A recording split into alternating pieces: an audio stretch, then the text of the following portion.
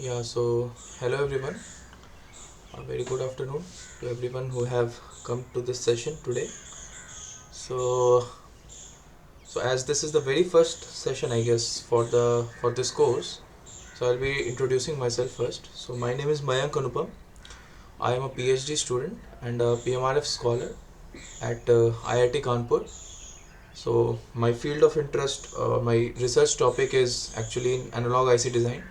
So this course is actually very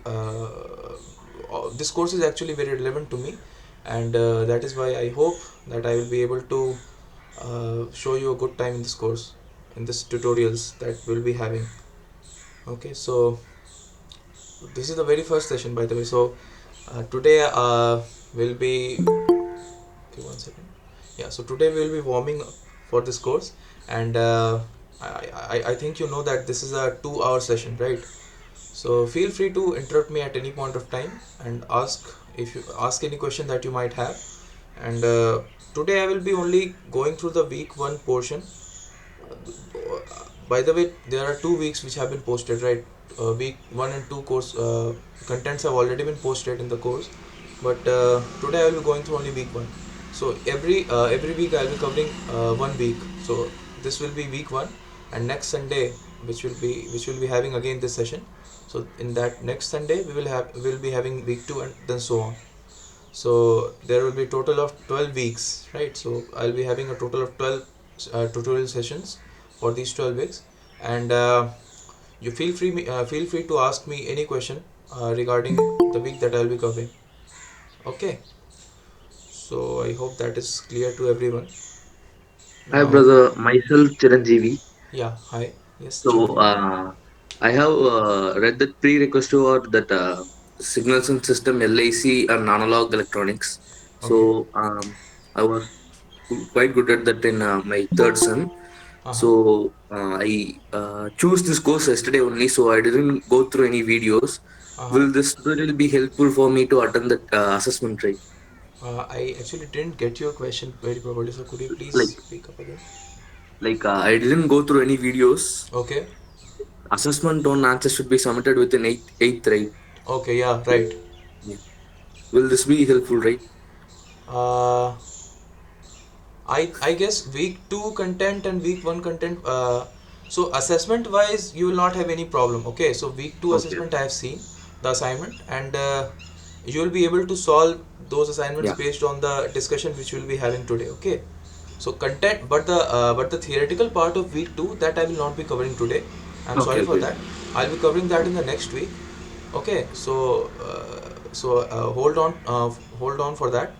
Okay, Yeah. and but the assignment part of week one and two, that you will be able to do it. Okay, that you will be Mm-hmm. able to do based on the discussion that we'll be having today. Okay, so that I have Okay. taken into account. So Thank you. so I guess that answers your question, right? Sir, one question from my side. Yeah. Do we have a recorded session of this Yeah, this yeah, week? of course, yes. So this session, Okay. which will be having all the sessions from today onwards, they will be recorded, and I will be posting them on my YouTube channel. So you will be getting the link for my YouTube channel in another. I guess there has been a this thing. A public sheet will be floated to you, okay, and you will be able to access all the lectures from there. Okay. Okay. Sir. Yeah. Okay. So you'll be able Okay. to see Hello, this. sir. Yeah. My question is that how we can find power delivered by an op amp because Okay. Okay. we need VDD and VDD for that power supply voltage on Right. op Right. amp and which was not given in the question. Right, right. So, okay, so wait for that. Okay, I will be discussing what you should do. Okay, so we'll be having that discussion, and we'll see what we can do. Okay, sir. Okay, I'll be discussing some questions, and after I discuss those questions, you can ask me any doubt that you have. So I'll come to that point. I saw that assignment question, so I felt that many people might have this confusion regarding power delivered, because there was no this thing, there was no VDD or something, anything, supply voltage was not given, right? So but wait for that. I'll be talking about that question. Okay. Excuse me, sir. Yeah. right? So, very good evening to you and Yeah, yeah. everyone Very good present here. evening. Very good evening. Sir, it would be great if you would also mention about the resources from where we can practice more questions as well.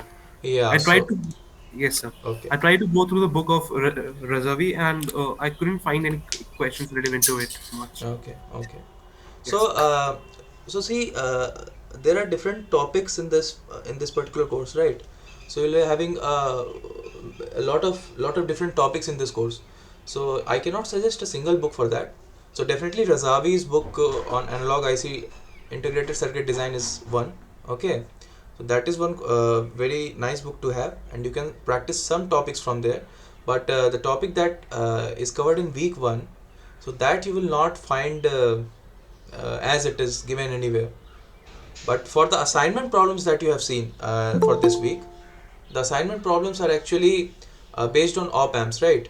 So the op amps problems are discussed in great detail in this book by Sergio Franco. Okay, there is a book by Sergio Franco. You search for it and you will find it. There is a book by Sergio Franco. There you can see a lot of problems based on op amps. Okay, so from there you can practice op amp problems, and as the week progresses I will be talking about the references that you can go through. Okay, as the course progresses I'll be talking about the references corresponding to that particular week's content. Okay, so don't worry about that. I'll be giving you the information about that. Okay, thank you. Thanks Yeah, a lot, sir. yeah, yeah, welcome. Any other general doubts for anyone? Sir, Yeah. Sir, no doubt, so you can start the session. Hello. I guess someone was asking something.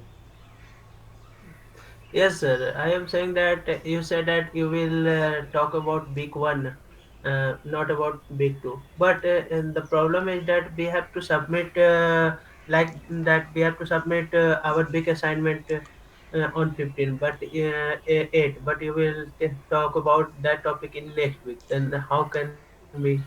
Okay, okay. So my point was that you see, I have seen the assignments. Okay, the assignments I have Mm. seen, and assignment one and two are very much the same. They are not very Yes, different, sir. right? Yes, sir. So they are based on op amps, simple op amps problems, right? So that I will be talking about here, right? So I'll be talking about the problems on op amps, and I guess you should be comfortable by the end of this discussion to solve any of these questions. I guess you should be able to solve these questions. I don't Yes, think, sir. We have, yeah, I don't think we have you'll some, have sir. problems. Okay, so one second, let me. So the name of the author is Sergio Franco. Okay, is Sergio.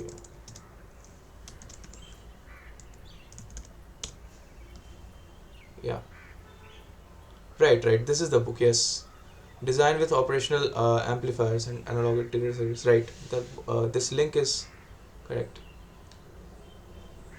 Right. Fine. And don't worry about my YouTube channel. So all the information will be floated to you. Okay. Okay. Yeah, so I'll be talking. I'll be starting with the session now. It is getting late. Fine. So let me share my screen first. Hello. Yeah. Hello. Sir, this course is helpful for electrical engineer also because I have not learned about op amp before. I guess can you speak up, please? I cannot hear you properly. So, is this course helpful for electrical engineer also because I have not learned about op amp before? Yeah, this course is helpful for. This is like a basic course on analog IC design.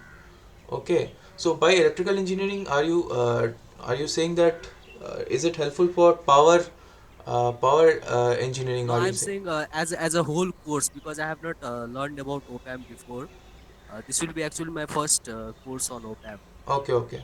Yeah, yeah. You can understand. You can comprehend it in this course. You will not find much Because we difficulty. have only learned this basic electronics engineering, Yeah, right. electronic So I guess circuit. in basic electronics engineering also you have some exposure to op amps, that it is actually a part of basic electronic circuit. Any basic electronic circuit course that you take, there op amps is, We have studied about differential amplifier and everything. yeah, so it is very much the same. Okay, it is not very different.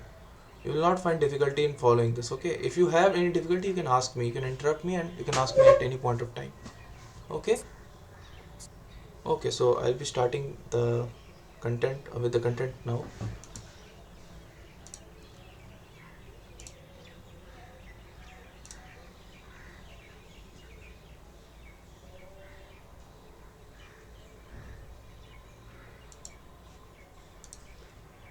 Okay, so fine. So is my screen visible to you all? Yes, sir. Yeah, Yes, fine. it is visible. Yes, sir. Fine. Okay. Yeah, so again, so for those people who missed my introduction, so this is uh, this course is analog IC design, and this is taken by the instructor for this course is Dr. Sankaran Anirudhan. He is from the Department of Electrical Engineering at IIT Madras. Okay, and myself, I am the tutor for this course. I'll be taking these sessions, these discussion sessions. Okay, so my name is Mayank Anupam, and I am a PhD student, also a PMRF scholar from the Department of Electrical Engineering at IIT Kanpur. Okay, so moving on. So this is like I have simply put together all the slides which was taken. So let me without I will be talking about these things from my own perspective. So let me do that. Okay.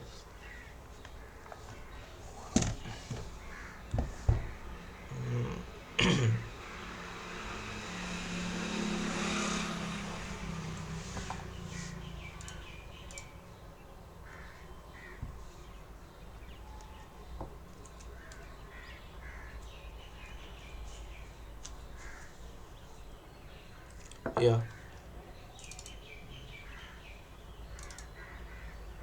Yeah. So is my screen visible now? Yes, sir. Yes, Right. sir. Right. Fine. So before that, let's get another page here. So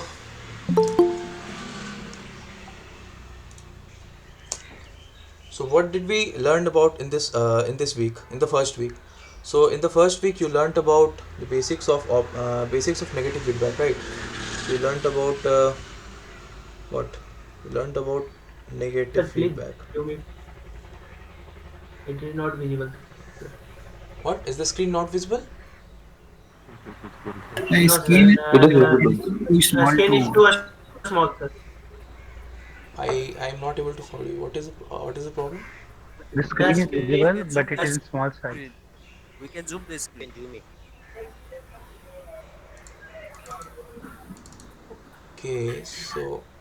Okay, so I guess people are saying it is clearly visible, so I guess there's no problem. Yeah, so If it's visible, we have to zoom it. Yeah. okay, fine. As long as you are able to understand what I'm writing. Yeah, so in the first week you learned about negative feedback, right?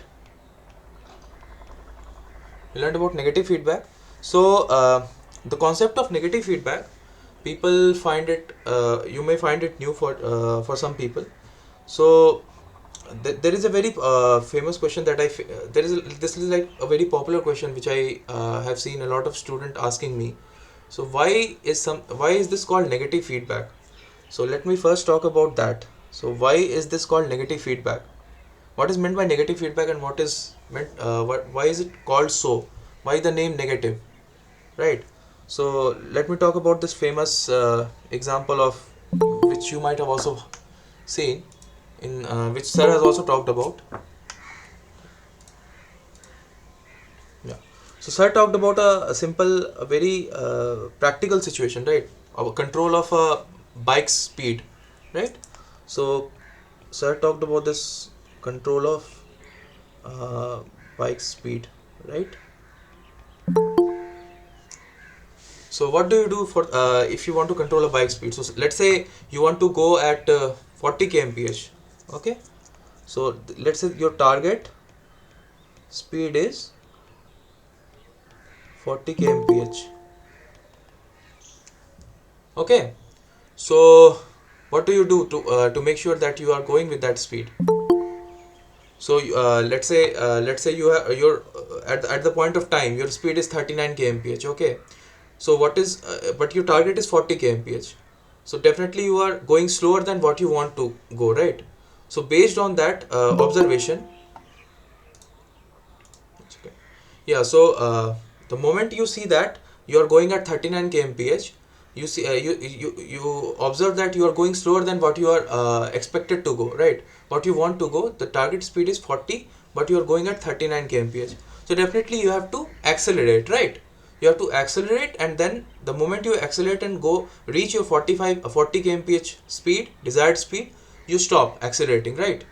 Or you try to maintain that speed. Okay, so now let us try to understand various entities which are involved in this whole control procedure. So how do you know that you are going at a certain speed? Anyone? How do you know when that you are going at a certain speed? We'll have speedometer. Right, you have Speedometer. speedometer. Because Correct, of correct. You have speedometer. So this speedometer is a very important. Second, yeah. So this speedometer, let me write it here also. Speedometer, this is like the most important part of your whole control procedure, right? Without speedometer you will not know what is the speed that you are going at, right? So the speedometer is what? It is kind of the sensor, right?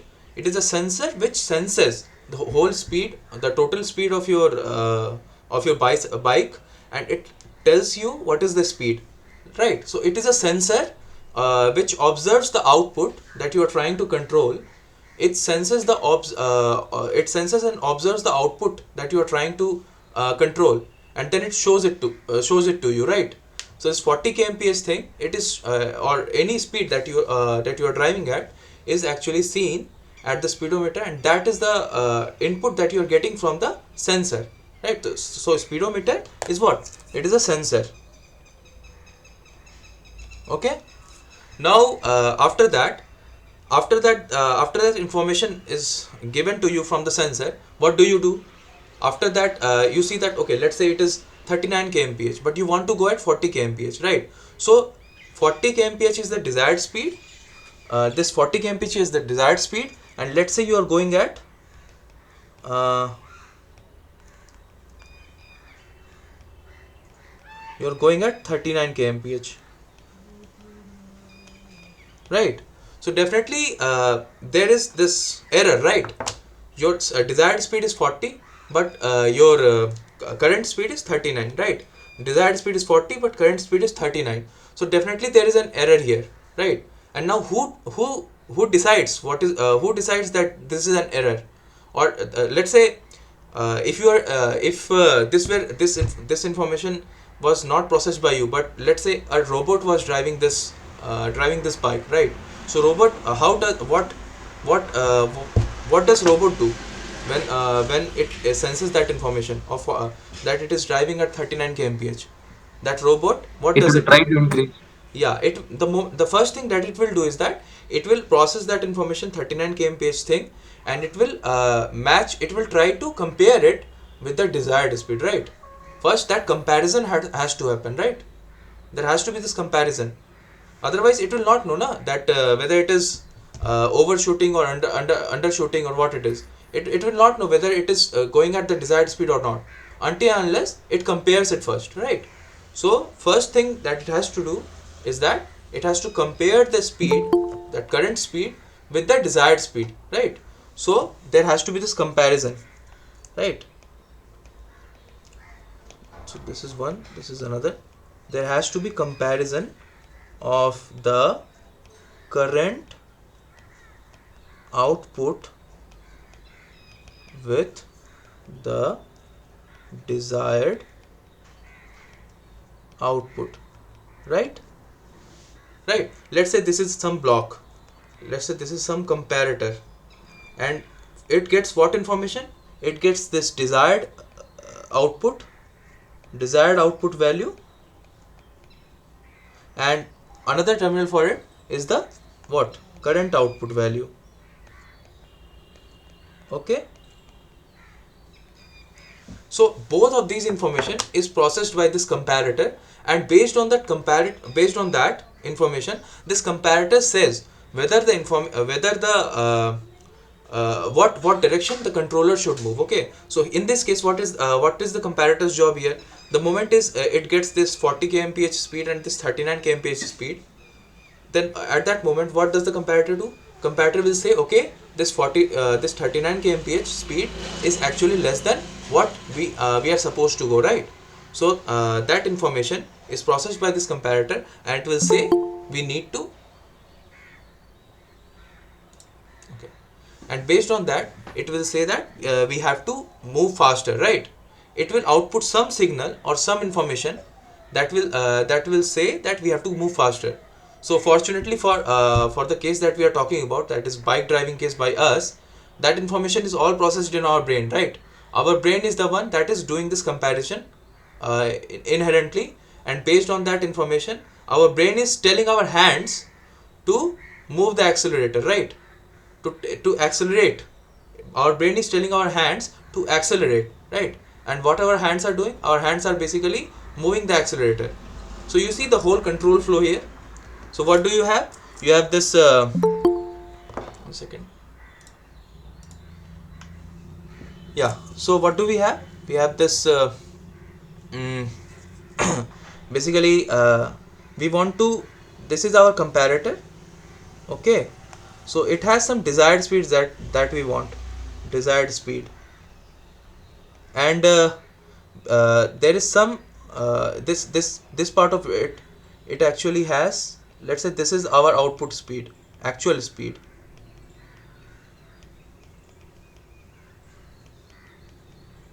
and this information is given back here to the comparator, right? And after that, this comparator output is actually then given to a whole bunch of things. So in, yeah, so we are having a small introduction here actually to the negative feedback system. So a person is asking in the comment section. This is a very small introduction to actually appreciate what the different blocks are doing, because this is the basic building block of any negative feedback system. Okay, a simple negative feedback system, control system. So based on this comparator output, this is then given to this our brain. Okay, sorry, this whole block here, this comparator, and then this is given to this a thing called actuator. Okay, so don't worry about this. In this case, this is simple term. Okay, this comparator and actuator, they are actually a part of, this is actually done by us only. Okay, and then basically we are able to increase the speed. Okay, basically our brain is the one which is comparing, then it is giving that information to our hands. Our hands are the one that are controlling the accelerator, right? And that is how we are able to control this whole speed. So now coming back to the point, initial point, why is this called a negative feedback? So what is the meaning of this negative feedback thing? So why do we say that it is a negative feedback? So you see that what is meant by feedback first? Feedback is anything, from the name only you can understand that feedback is nothing but anything which is given back, right? So let's say I am saying, so you must have heard, right? Give me some feedback on how I am doing. Basically I want to understand what that means, is that I want to know what is my performance or how am I doing from you. So I was saying you something, and from your perspective I want to know how I am doing. So that is kind of feedback, right? So in this case also, you see, in this case here, you see that 1 second, yeah, so in this case you see this path here, this is the feedback part, right? So in this case here, this is the output, the actual output that you are trying to control here. Okay, but this information is then fed back to the input side, right? This is fed back to the input side where you have this desired speed, and it is being compared here, right? This information is being fed back here, so that is why it's called feedback. Okay, now why is it called negative feedback? Yeah, so that also is very easy to understand. because you see, what did I say? If my speed is larger than desired, what will I do? I will try to reduce my speed, right? If my speed is smaller than desired, then what will I do? I'll try to increase my speed. Okay, so this is why it is called negative feedback. Negative because you're always trying to negate the error. Okay, so what is meant by that? So let's say again, your error in this case 40 kmph minus 39 kmph. Okay, so this is your error. So this is a positive quantity. Yeah, so this is a positive quantity, right? 1 kmph, this is the error, and this is a positive quantity. So what will you do? This whole feedback network will be designed in such a way that this 1 kmph thing is reduced. Okay, so if this is a positive quantity, if this is increasing, then we have to decrease it. That is why this is called negative feedback. Similarly, if the error would have been like minus 1 kmph, which will happen when your actual speed is 41 kmph and the desired is 40 kmph, then basically what will you do? You will try to uh, decrease your speed, or in other words, you are trying to reduce the error always. The error is you are trying to drive your whole system in such a way that this error is always reducing and going close to zero. Okay, so that is why it is called negative feedback. So I guess that is clear with everyone now. Okay, fine. So now moving on. So after that, you learnt a whole bunch of things, but yeah. So I'll be quickly jumping on to the op amps now, because that is what is being asked in the first assignment. So right. So now coming back to the op amps, but before that, let's understand. Let's try to come to that. Come to the op amps from gradually. Okay. So yeah, so now you learned based on the principles that we learned just now. So after that, you saw a simple negative feedback system to control the voltage, right? So you wanted to have this relationship. Let's say you have this input voltage here. Okay, let's say you have this input voltage.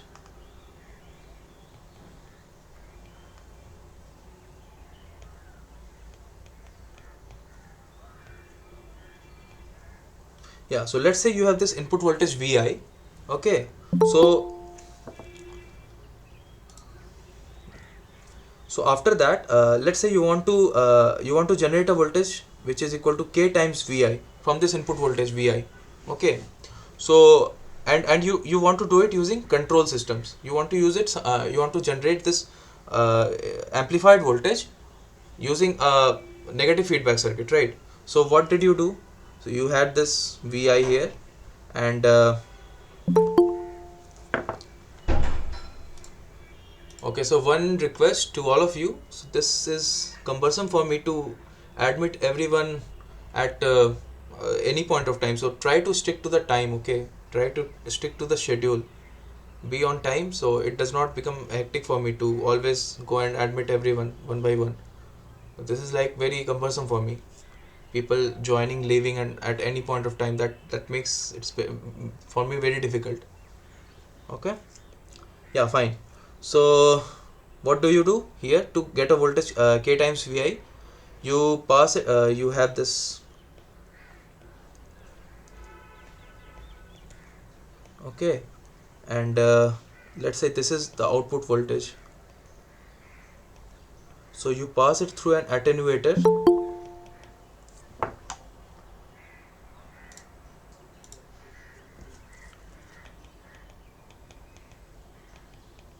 Sorry. Yeah, you pass it through an attenuator, and then right. So this voltage here will be what? V out by K, right? And this error information here, this is minus and this is plus. So this error information here is then fed back to something which is an integrator. Okay, so yeah, so this is an integrator.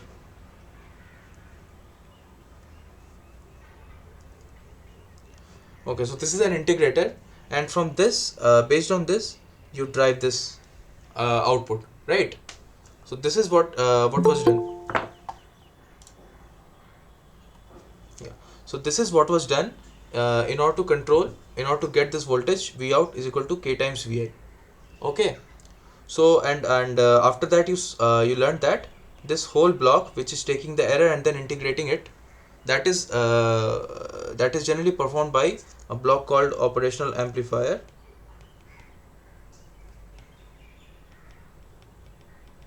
Okay. This is generally performed by operational amplifiers. So now let us try to learn about these operational amplifiers. Okay. So that is what your first assignment is also based on. So an operational amplifier is actually represented by this block here. Okay. So it has some supply voltages, which is, let's say, Sir, VDD. Yeah, hello.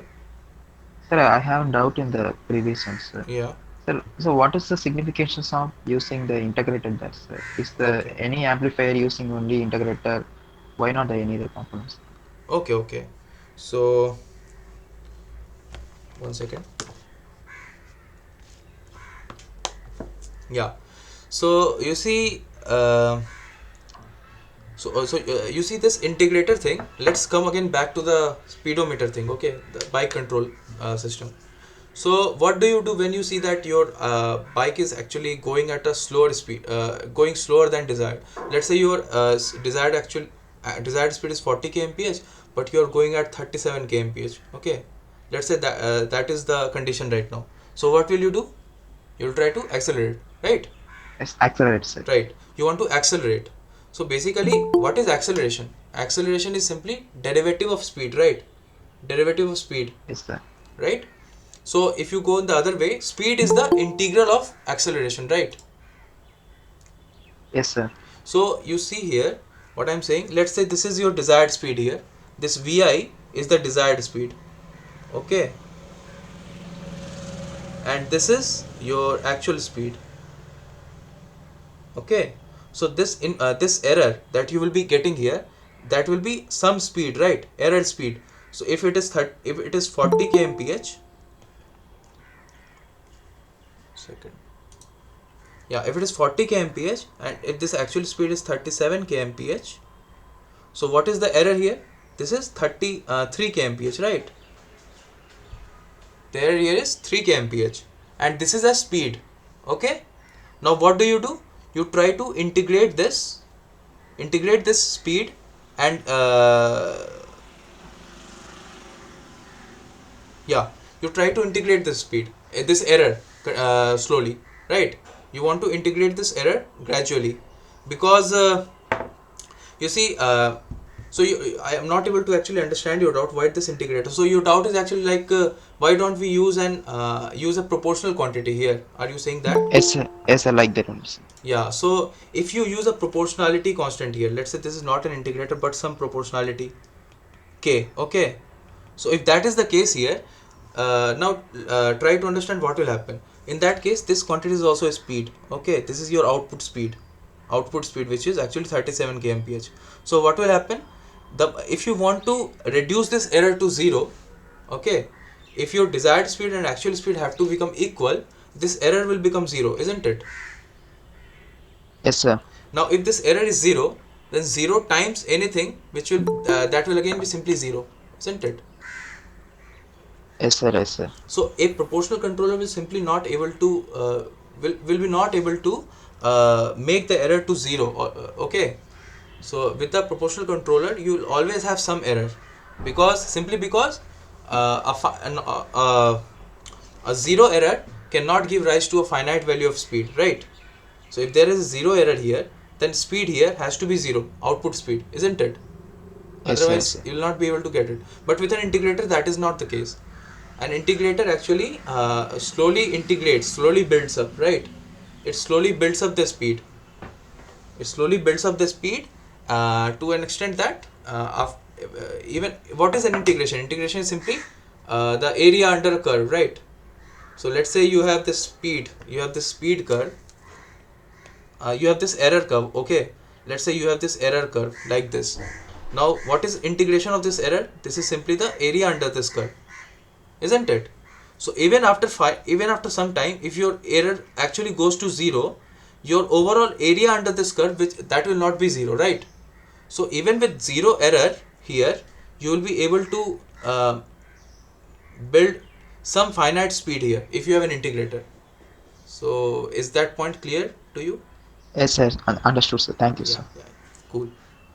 Fine. So moving on, I was talking about operational amplifiers. Okay. So this is an operational Amplifier. amplifier which has some supply voltages VDD, and this is, let's say, VSS. Hello, Yeah, hello. sir. This integrator is only the actuator that we have, or is there any other actuators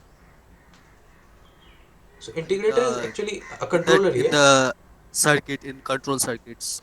Yeah, yeah. So we have this controller. There are three types of controller. Okay, so proportional controller, integral controller, and differential controller. Okay, so this is a integral We cannot controller. use differential controller here in the operational amplifier case. What? We cannot use a differential integral, this differential controller. So you are asking why don't we use differential controller? You are asking. Yes, sir. So it will simply not work out here, right? So try to do it here. It will not work out in that way. So you write the equation and you will see it will not work out in the way that you want it to. Integral control has the point that it will slowly build up the error. The error is getting integrated and it will slowly build up the speed. Okay, differential control is a very different thing from integral control. So you actually you write the equations. Okay. So have you had some course on control systems? Yes, sir. In my engineering course. Yeah. So I think you have the background. So write some differential equation and you will understand why it is not possible. Okay.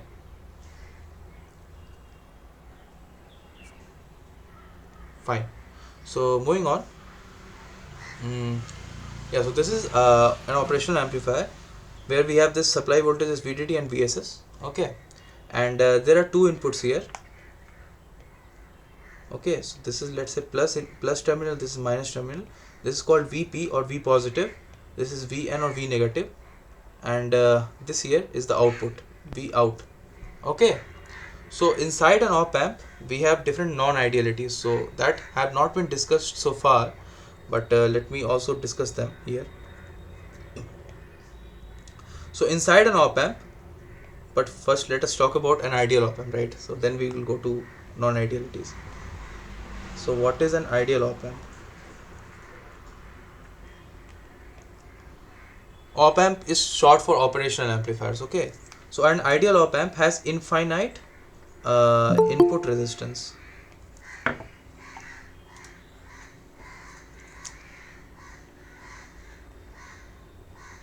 Okay. Then it has zero output resistance. Okay. Moreover, it has infinite bandwidth.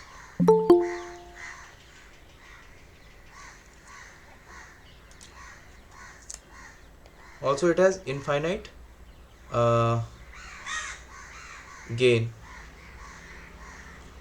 Okay, infinite voltage gain basically.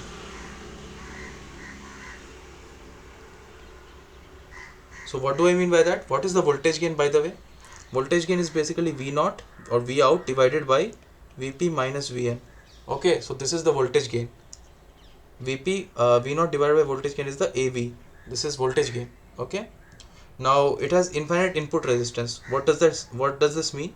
So anything that you connect here, it will not be drawing any current. Okay, here I is actually equal to 0. Anything that you connect at the inputs here, they will not be drawing any current. That is why it has infinite input resistance. If the resistance if the resistance somewhere is infinite, what does this mean? It means that there will be no current flowing through it, right? No matter what is the voltage you apply across it, there will be no current flowing through it. So is that clear? Yes, sir. Right. So after that, yeah. So and what is meant by output resistance being 0? This is the output here, right? So at this point here, the resistance here is 0. That is what is meant by it. It means that so do you know any other entity which has infinite which has 0 output resistance? Have you seen somewhere anything like that? Voltage source. Correct, exactly. So a voltage source, Common source. excuse me, what did you say? I didn't quite catch that. Common source amplifier. Common source amplifier. Okay, so we'll get to that later, but actually that is not quite correct. So but yeah, so let's an ideal voltage source, it has 0 output resistance. Okay, so it means that between these two terminals, doesn't matter whatever you connect between these terminals, the voltage will always be same. It doesn't matter how much current it takes. Like let's say this is a resistance. Okay, this is a resistance. Okay, so it has 0 output resistance. It means what? This entity here, it has 0 output resistance. So what is resistance? It is simply V by I ratio, right? V by I ratio. So if it is 0, it means that what? The current will not be, sorry, voltage will not change even when there is a large change in current, isn't it? This is what is meant by resistance being 0, right? The voltage is not going to change across it even when the current, it will be, even if it has to take infinite amount of current, the voltage across it will not change, right? Voltage will be constant. Voltage will be constant, right? So that is why voltage source has this 0 output resistance, correct? Fine. So in this Sir, case, can you explain it? Hello? hello, hello, Hello, sir, can you please explain it again? yeah, fine. Yeah, so I was saying that what is meant by output resistance being 0. So that is what I was saying. So a voltage source also has 0 output resistance. Okay, so it means what? Let's say it has some resistance Rs. Let's say this voltage source is non-ideal and it has some output resistance. Okay, so this is the thing that you will be getting. Let's say that your voltage source is not ideal, okay, and it is non-ideal voltage source. So the voltage source that you will be getting, it will have some inherent resistance Rs here, okay, and the terminals of the voltage source that will be accessible to you are these two terminals. Okay, here these two terminals are actually accessible to you. So whenever you are thinking that you are connecting a voltage source, so you are actually accessing these two terminals and connecting it across some load RL. Okay, and this here is, yeah, and this here is, this resistance here is a part of this voltage source only. It is actually inside the box of that voltage source. You are only able to access these two terminals outside, and this voltage source and resistance are actually part of that voltage source itself. Okay, so this voltage source is actually non-ideal because it has some output resistance Rs. Okay, so now say what will happen to the voltage across this terminal V out. This V out will actually be dependent upon this Rs, right? And also the V out will actually depend upon this RL, right? So V out here is actually equal to V in times, let's say this is V in times RL divided by RL plus RS, correct? So this is what is V out. So you bought from the market a voltage source. Let's say you wanted to have some voltage, let's say 5 volt. Let's say V in is equal to 5 volt, okay, and you hope that you will get this 5 volt here also, right?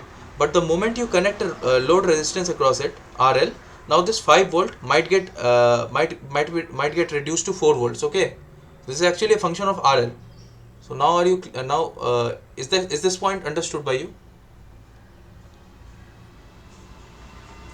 Okay, so no response means understood. So Yes, sir. yeah, so this is a 5 volt so you bought from the market a voltage source which was 5 volt, which has to be 5 volt, but then again this voltage source on the market was non-ideal and it has some resistance, okay, Rs. Let's say Rs is equal to let's say 1 ohm. Okay, Rs is actually equal to 1 ohm, and let's say your RL, load resistance RL, is actually equal to what, 3 ohms. Okay, so what will happen? the load resistance that you are connecting across it is 3 ohms, and the internal resistance, source resistance, is 1 ohm. So what will happen to this output voltage V out? So V out will actually become equal to what? 5 volt into 0.7. 3 by 4, right?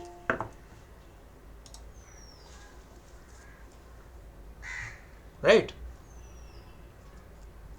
Understood? Yes, sir. Yeah, so actually it is not equal to 5 volt now, but it is reduced now. Yes, sir. Correct? It is now reduced. So this voltage here is actually dependent upon the load resistance RL. But now let's say this voltage source would have been ideal. This voltage source was ideal and it has zero output resistance here. This RS is actually equal to not equal to 1 ohm but 0. So what will be the voltage in that case? In that case the voltage will always be equal to what? This RL will cancel each other, and this will always be equal to V in. This voltage here across these terminals will always be equal to 5 volt, isn't it? So this is Sir, what it means the V out is depend on RS. V out is actually a function of RS, right? Yes, And RL also. because when the voltage source is not non-ideal, Yeah, then it's not depend on the load resistance. it is actually dependent upon the load resistance, right? When it is ideal, it is not dependent upon So, the load sorry resistance, for the ideal. right? Yes, In the ideal case, it is not dependent.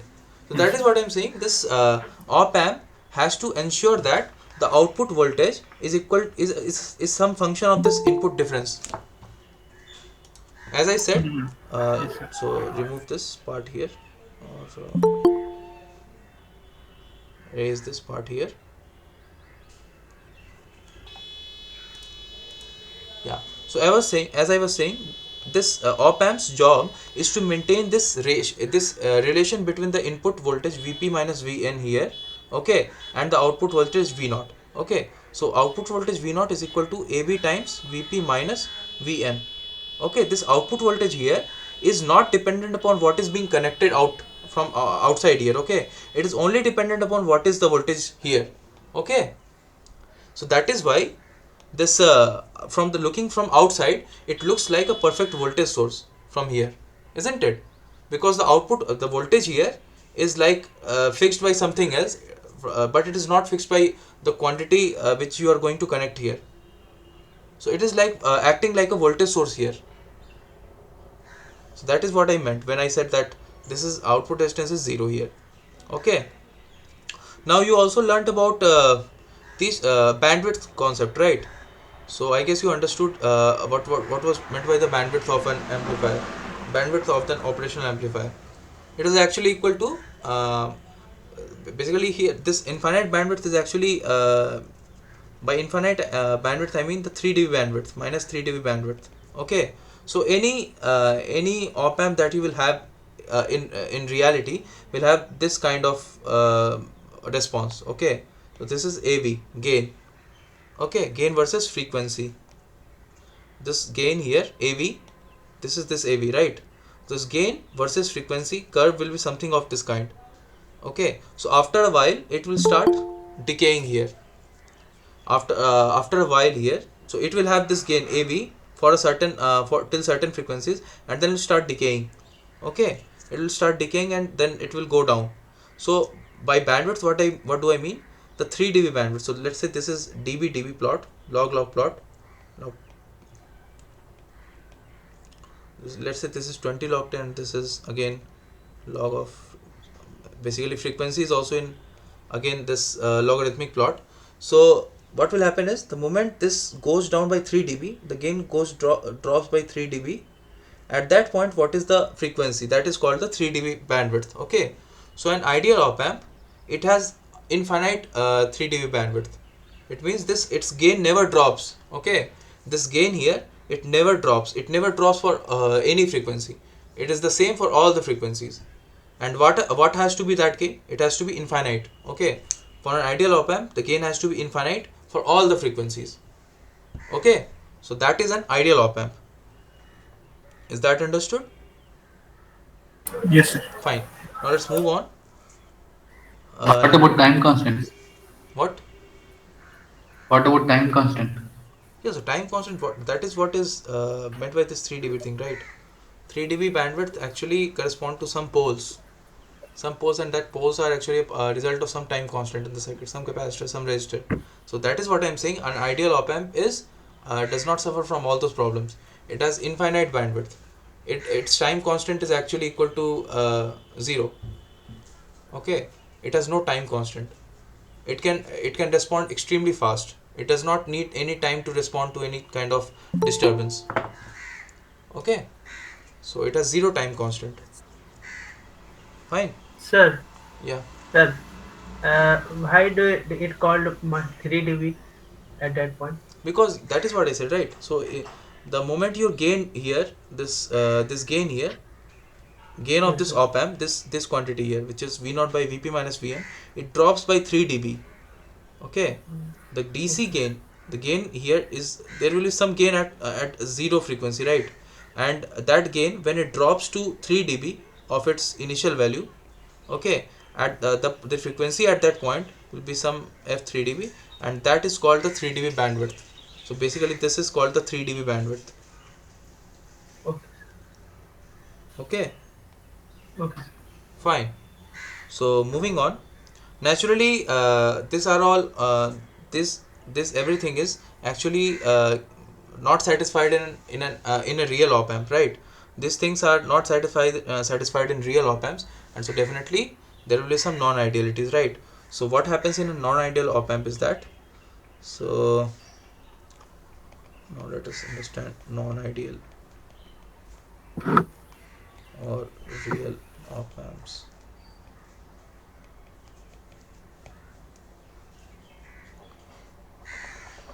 There you will have these problems. Let me make a bigger picture here. Okay, so you have these two terminals Vp, and then you have this Vn, and the first thing that I said was it has infinite input resistance. What? An ideal op amp, right? So but a real op amp, what does it have? It has this problem. It has some finite resistance here. This is some Rd, okay, and it has some finite resistance here. After that, second point was that it has zero output resistance, right? So inside this op amp, what is the relation? Let's say this is some Vd. This is, let's say this resistance is Rd, and the voltage across these two terminals here is Vd, which is equal to Vp minus Vn. Okay. So what will happen is that now the voltage that you will get here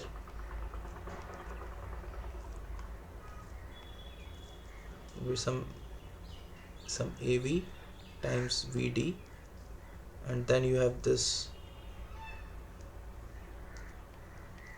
V out. You have some R out here. Okay.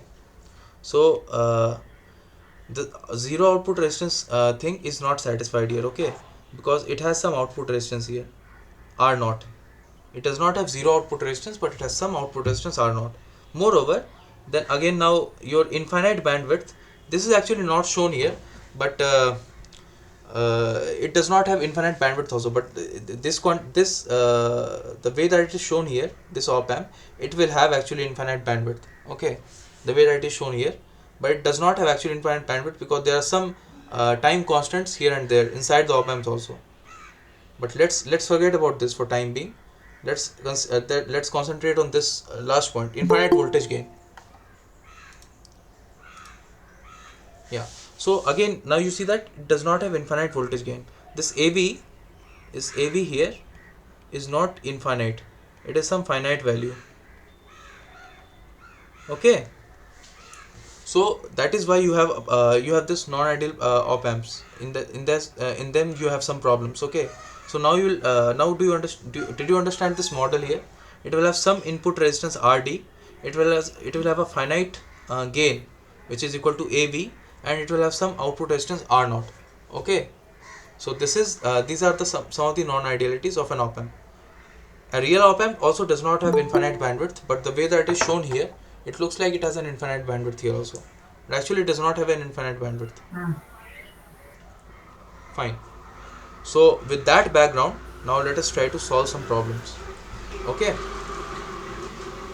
For op amps. Okay. So this is the very first problem. So in this problem, what is given here? Given an op amp with RD is equal to infinity, A is equal to 10 to the power 4 volt per volt. Okay, R naught is equal to 0.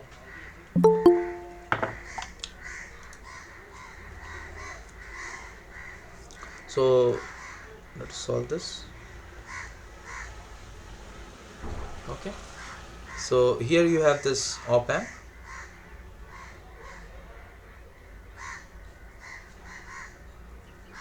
You have these two terminals,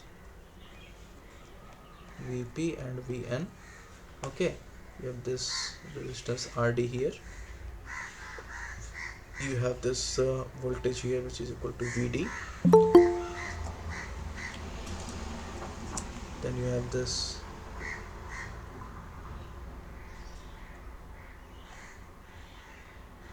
R naught. So this was this thing, right? This is the model that we just learnt now, and this here is what this voltage here is AB times or A times Vd.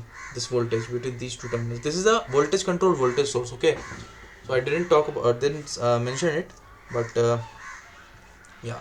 So this here is a voltage controlled voltage source. 1 second. Yeah, this here is a voltage controlled voltage source. So what is a voltage controlled voltage source? So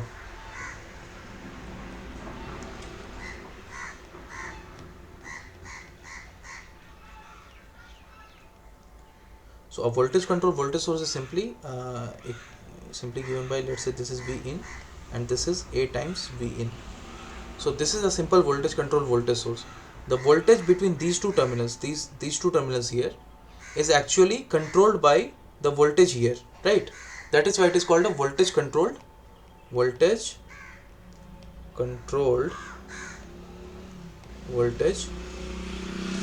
source, or VCVS for short. Okay, this is a voltage controlled voltage source. And why is it called a voltage controlled voltage source? Because the voltage across these two terminals is controlled by the voltage across a different terminal. Okay, so that is why it is a voltage controlled voltage source here. Here again we see that it is again a voltage source only, right? This quantity here, this thing here, it is again a voltage source only, but it's just that the voltage here is not controlled by this voltage source here. Its value is controlled by another voltage source here, right? That is why it is called a voltage controlled voltage source. Fine. So now coming back to this question. Fine. So in this case you see that fine. So this is a voltage controlled voltage source, and this is the voltage across these two terminals will be given by what? A times Vd, right? Now what is A? A here is given as 10 to the power 4 volt per volt. So volt per volt is simply can be written, it is simply a dimensionless quantity, so it's simply 10 power 4, right?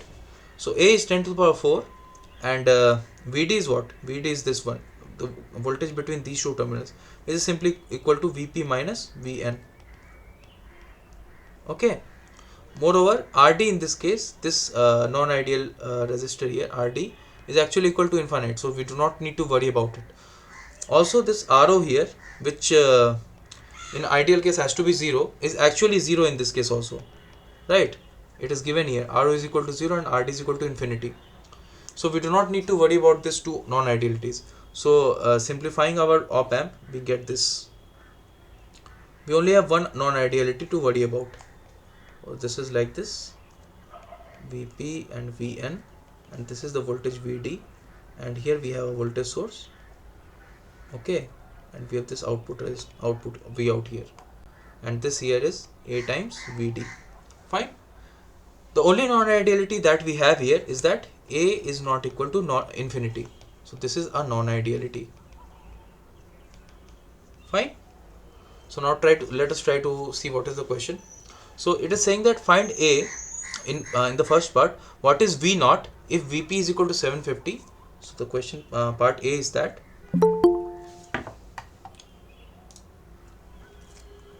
Vp is equal to the 750.25 millivolts, and Vn is equal to 751.50 millivolts.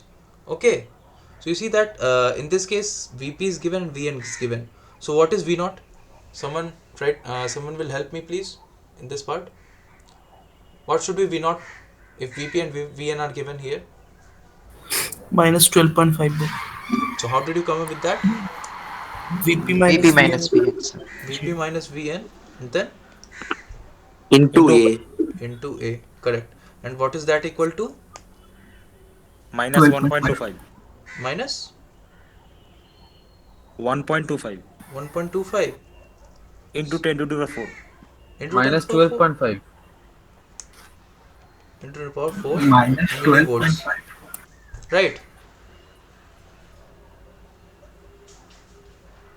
Yes, sir. Am I right or not? Yeah. So this is the answer, right? So this is V naught. And what will this be equal to? This is in millivolts, right? So 12.5 volts. Correct. Fine. So is everyone okay with this? Was a very simple question, right? It's a very simple question. Fine. So this is a simple basic understanding of op amp. Now let's move on to the B part. What is B part? Now find Vn if V naught is equal to minus 5 volt and Vp is equal to 0.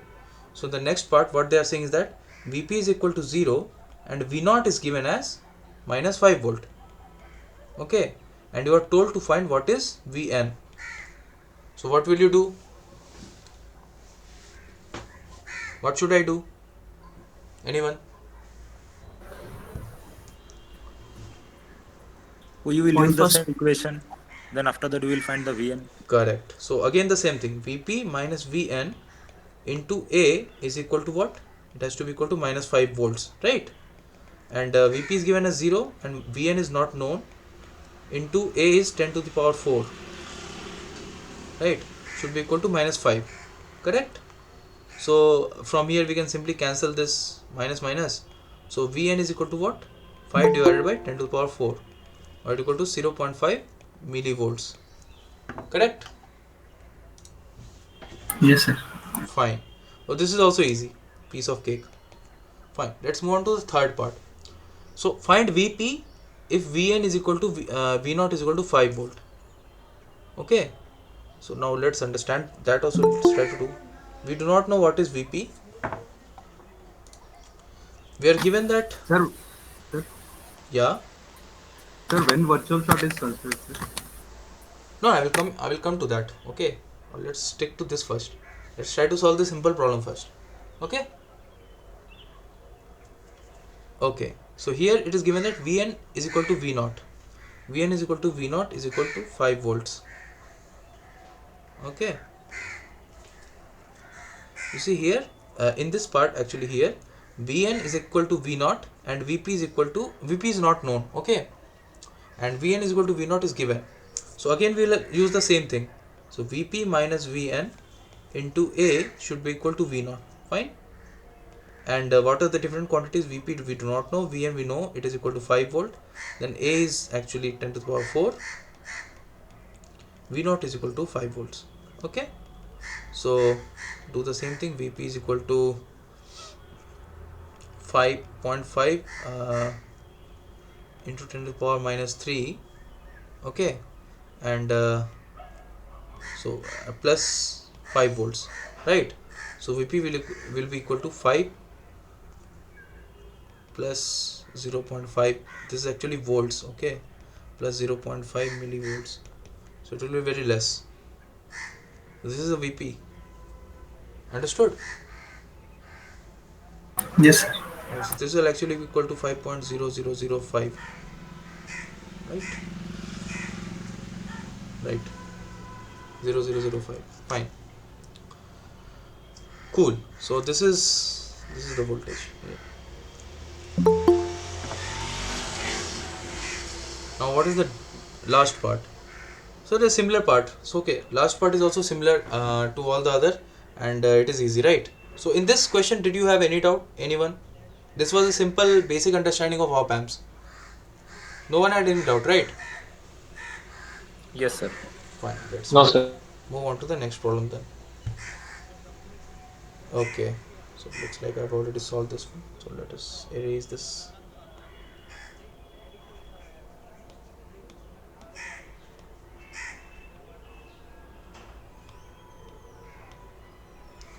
Fine. Let's try to understand this question. So an op amp with RD is equal to an op amp with RD is equal to 1 mega ohm. A is equal to 100 volt per millivolt. So notice this 100 volt per millivolt. So I will come to that. And then R naught is equal to 100 ohm is driving a 2 kilo ohm load and is part of a circuit such that Vp is equal to minus 2 millivolt and V naught. Sorry, 1 second. Yeah. So Vp is equal to minus 2 millivolt and V naught is equal to minus 10 volts. Sketch the circuit and find the voltage across and the currents through RD and R naught. Fine. So now let us try to understand what is this question. So in this case, it is given that your Vp is equal to minus 2 volts, right? 2 millivolts. So this is Vp is equal to minus 2 millivolts. Moreover, V naught is equal to 10 volts, minus 10 volts. So V naught is equal to minus 10 volts. Also, it has been given that with this op amp here, you are trying to drive a load which is equal to 2 kilo ohms, right? It's given here. It is driving a load 2 kilo ohms load, isn't it? So here this is a 2 kilo ohm load that it is driving here. So the meaning of driving a certain thing is simply it is that you are connecting it that load to the output of that particular driver. So this statement is not ambiguous to anyone, right? Fine. So this 2 kilo ohm load resistance, by load it is simply meaning that it is a load resistor. Okay, so this is load 2 kilo ohm load resistor is connected to the output of this particular op amp. Okay, and that is being driven by this op amp. So this 2 kilo ohm load is a part of the circuit here. Also with moreover, you also have some non-idealities which are associated with this op amp, right? So earlier you didn't have any non-ideality, but now you have this RO. RO is not equal to 0 now. RO is equal to 100 ohms. Also you have this RD. RD is equal to what? 1 mega ohms. Right? Okay. So also you have this A which is equal to 100 volt per millivolts. Right? So you have to convert it into volt per volt. Right? It is at this point of time you have to convert it into volts per volts. So 100 volt divided by 1 millivolt. This is what is meant by it, right? So if you want to convert it into volt per volt, what do you have to do? 100 volt divided by 10 to the power minus 3 volts, right? So this will simply become 10 to the power 5 volt per volt, or let's say it is simply equal to 10 to the power 5. Now it is a dimensionless quantity. So is this understood by everyone? What I did just now, I converted volt per Yes, Yes, millivolt sir. to simply volt per volt. Okay, yes, fine. sir. Now let's move on and now to try to solve this question. So they have they have asked what is the current through RD and RO. Okay, voltage across and the current through RD and RO. So this is the RD here. This is RO here, RO, and we have to find out the currents through this, the voltage across these. We also have to find the voltage across this, the current through this, voltage across this, and current through this also. Okay, let's do this. So what should I do first? Tell me. We Anyone? will use the same equation V naught equal to open loop gain into Vp minus V, Okay, and after let's that do we'll that. find the V. Let's do that. Let's do that. Well, we can first find the IL IL, right? So with the use of V out and right. IL. So simply because you see that at this point of time you have this V naught here, right? And you have this resistor here. So you can simply find out IL directly, right? And you know that this IL will be the same current that will be flowing through this R naught also. Correct. Yes, So from where we can find VD. right, correct. So this R naught here, one of the question is that you have to find the current through R naught also, and you see that the R naught current is simply equal to IL, isn't it? So it's just that you have to simply find out what is IL. What is IL, by the way? IL is equal to V naught divided by 2 Minus 5 K. milliampere. So yeah, correct. It is equal to minus 5 milliamperes. Correct. Fine. So we know that IL is equal to minus 5 milliampere. So what is meant by minus 5? It is that the direction of IL which we have considered is not actually in this, right? It is actually moving up. 5 milliampere is moving up, isn't it? In the opposite direction that we assumed initially. That is why we got this minus sign here. So actually 5 milliampere is flowing in this direction, in the direction that I have shown here. Correct. So now that you have this information, the current through R naught, current through R naught is equal to what? IL is equal to 5 milliamperes. Okay, and the direction is like this. Now tell me what is okay, fine. Now what is VD? This is A times VD, right? This voltage here between this and this. Now what is A times VD?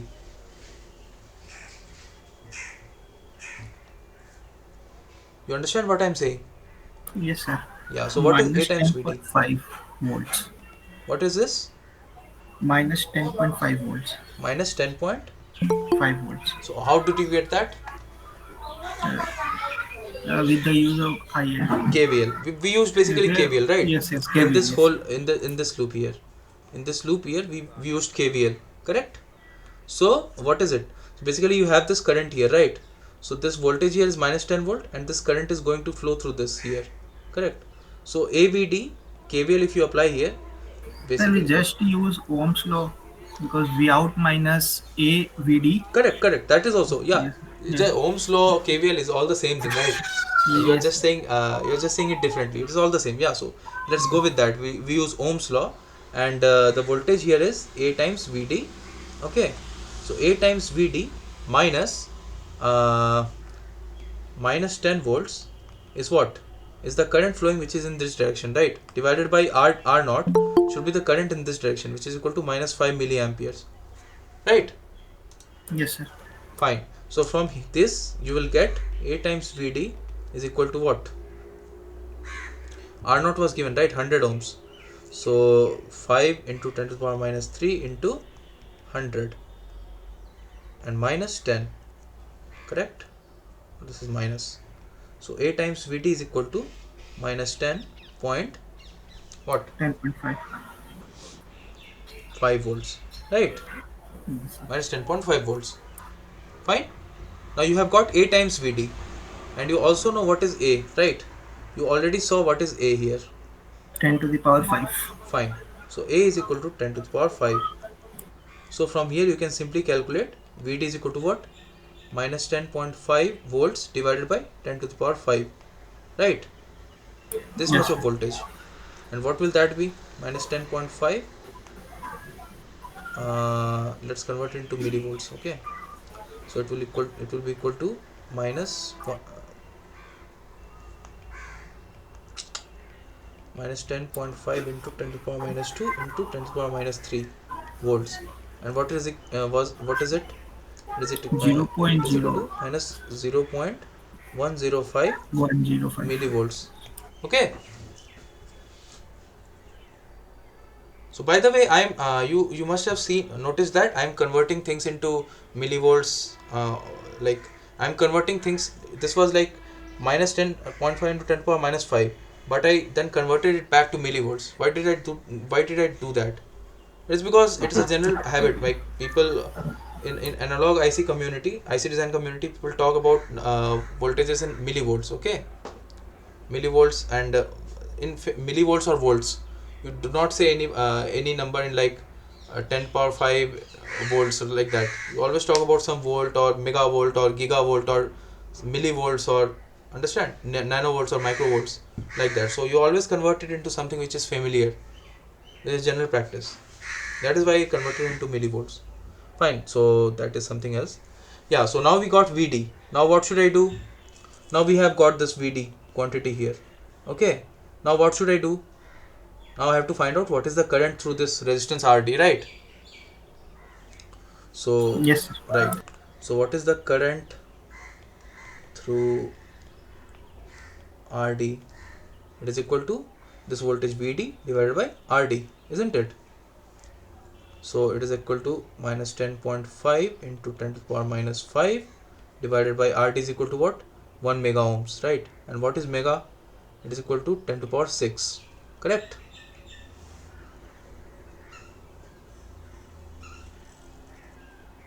Okay, so what this Sir, hello, no problem, sir. yeah, so this is equal to minus 10.5 into 10 to the power minus 11 amperes. And what is that? This is equal to minus 105 point minus 105 into 10 to the power minus 12 ampere. And what is minus 12? 0.105 nanoamperes. What? 0.105 Yeah, nanoamperes. right, it is 0.105 nanoamperes or 105 picoamperes, isn't Yes, it? yes, yes. Yeah, so this is actually all the quantities that you wanted to find out. Now one more quantity you have to find out. What is Vn? Now what is Vn? We already know Vd, we already know Vp, so we can find out Vn, right? So Vp minus Vn is equal to Vd, right? Now we know what is Vp, we have quantity of Vd, we have this value of Vd, so we can find out Vn, right? What was Vp? V is equal to minus 2 millivolts. 2 millivolts minus Vn is equal to Vd, and Vd, what was Vd? It was equal to minus 0.105 millivolts, correct? So from here you can calculate, right? Vn is equal to minus 2 plus 0.105 millivolts. So you calculated what it is, and that is the value. So is this understood? Yes, sir. Fine. So this was other simple problem where you do not have any negative feedback connection. It is a simple op amp in open loop, and everything is given based on that. You have to find out different quantities. Fine. Okay. Now let's jump to this question. So this is a negative feedback question, right? Okay. So before doing anything, let's try to see how many people know anything about it. So this question is in the inverting amplifier of figure 1.10. So this is figure 1.10a. Find Vi. Let Vi is equal to, so here is Vi, okay. Vi is equal to 0.1 volt. Okay, here is 0.1 volts. Vi is equal to 0.1 volt. R1 is equal to what? It is equal to 10 kilo ohms. And R2 is equal to 100 kilo ohms. Okay. Now find V0 and Vn here. If A is equal to 10 to the power 2 volt per volt. Okay. Here we have to find out V0 if and Vn also if A is equal to 10 to the power 2 volt per volt, then V 10 to the power 4 volt per volt. Fine. So now let us understand what it is. So again the same way, right? We already know that VO should be equal to what? Vp minus Vn, right? So you see the plus terminal is here and minus terminal is here. So V0 here, this quantity here, is equal to A times Vp minus Vn. So is this okay for everyone? This relation that I just wrote here.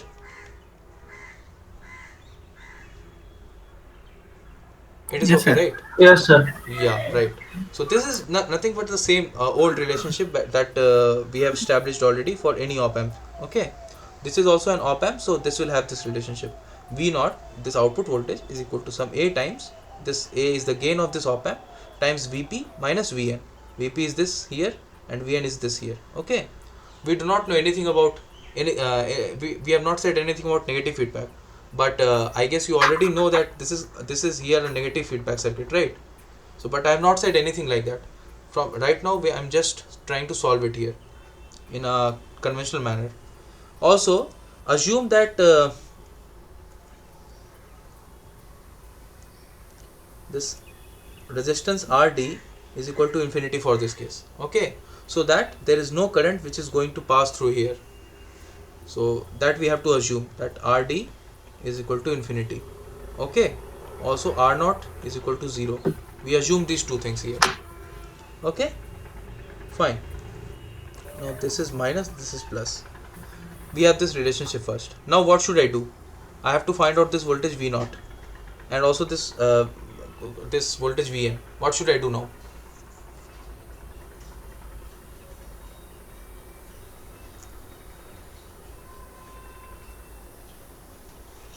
Anyone?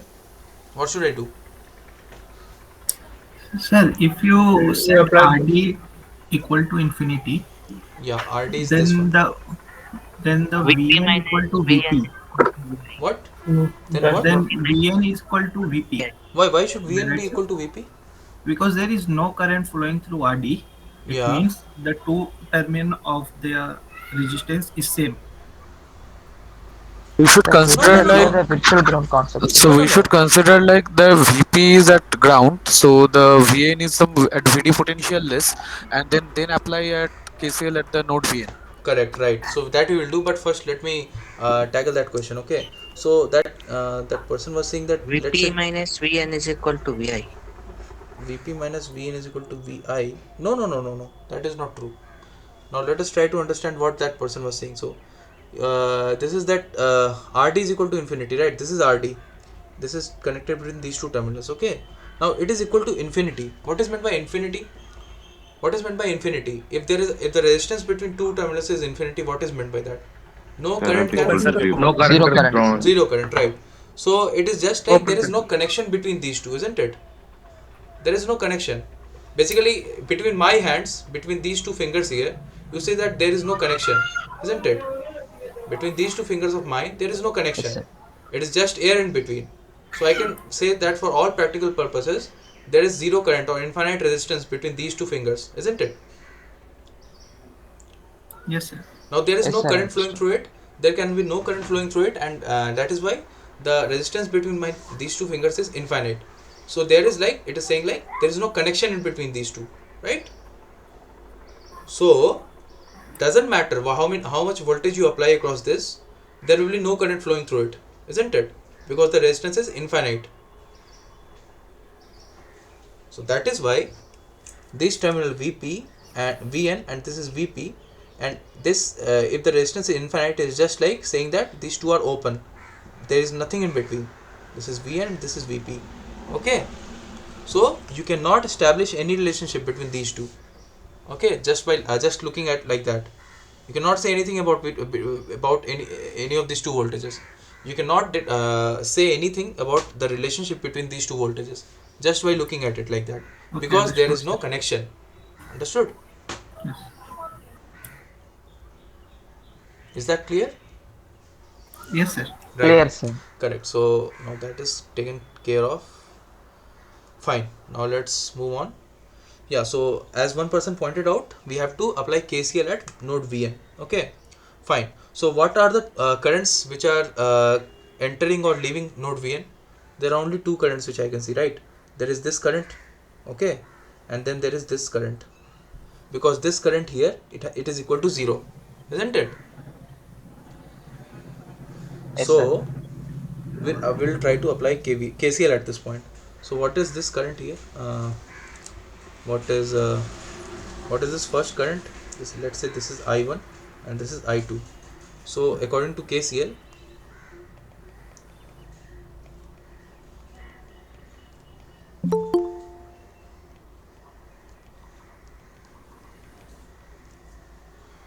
yeah, uh, yeah, I1 is equal to I2, right? KCL, if we apply at node Vn, then we have I1 is equal to I2. Okay, so after that, fine. Now after, what is I1? What is I1? So which is VI by 10K. Vi? By 10K. No, it is actual equal to Vi Vi minus Vn minus Vn divided VI by minus 10. by VN. 10k, right? Yes, sir. Yes. Sorry. Right. And what is I2? It's Vn VI VI minus minus divided by V Vn R. naught minus by V0 upon R. 100K. By 100k, right? Yes, Fine. sir. Now now from this, what can you do? This k and k gone. Okay, so from this you can find out the relation, right? 10 and 100 is become simply equal to 10. So this is 10 Vi minus 10 Vn is equal to Vn minus V naught, correct? So this is equal, if you shuffle these things here, so it is equal to 10 Vi is plus V naught is equal to what? 11 times Vn. Correct?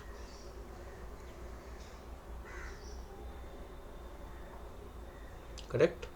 Yes, sir. Yes, sir. Correct. Yes. Fine. So let's say this is our first equation.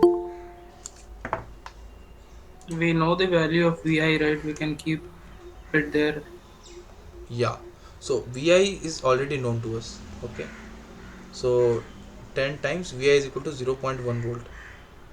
Okay. Plus V naught is equal to 11 Vn. So this is equal to what? 1 plus V naught is equal to 11 times Vn. Okay. So now let's say this is our second equation. This was our first equation here, right? First equation V naught is equal to 8 times Vp minus Vn. Okay. Now let's simplify it further here. This first equation. We know what is A, right? A is equal to 10 to the power 2 for the first case. Or let's say let's leave it like that only at this value only. Vp is known to us, right? Let's not replace A by any value now, any numerical value now. So let's say this is A and Vp is actually equal to ground here, right? This Vp terminal is grounded here. Okay. So A times 0 minus Vn, and this is equal to minus A times Vn. So this is our first equation. Okay. And this is the second equation. So from here you see V0 and Vn has some relation at this point. So let's replace V0 with that relation here. So using 1 we get what? 1 plus V0 is equal to what? V0 here, Minus your VN. right? V0 is equal to minus A times Vn. Yes. So minus A times Vn is equal to 11 times Vn. Okay. So from this you have this 1 is equal to 11 plus A times Vn, right? So what is Vn? Vn is equal to 1 divided by 11 plus A, isn't it? That much voltage, that much volt. Okay. This is your Vn. Now what are the things that we have to find out? V0 and Vn. So Vn we have already found out. Now also let's find out what is V0. V0 was equal to what? Minus A times Vn, isn't it? Minus A times Vn. So what is V0? Minus A divided by 11 plus A volts. Correct? Correct? Yes, sir. Fine. Now let's replace values one by one. So in the first case, it is given that A is equal to how much? 10 to the power 2, right? 10 to the power 2 volt per volt. Let's replace that here. A is equal to 10 to the power volt and 2 volt per volt. So what will we get? Vn is equal to what? 1 divided by 11 plus what is 10 to the power 2? It is simply equal to 100, right? So it is equal to 1 by 111. Correct? And V0 is equal to what? Minus 100 divided by 111 volts. Correct? Right? Yes, sir. Did I make some Yes, mistake sir. anywhere? Yes, sir. It's right, sir. Yeah, right. So it is actually equal to minus 100 by 111, right? Now Yes, sir. let's take the second case where A is equal to what? 10 to the power 4. Correct? So let's do that also.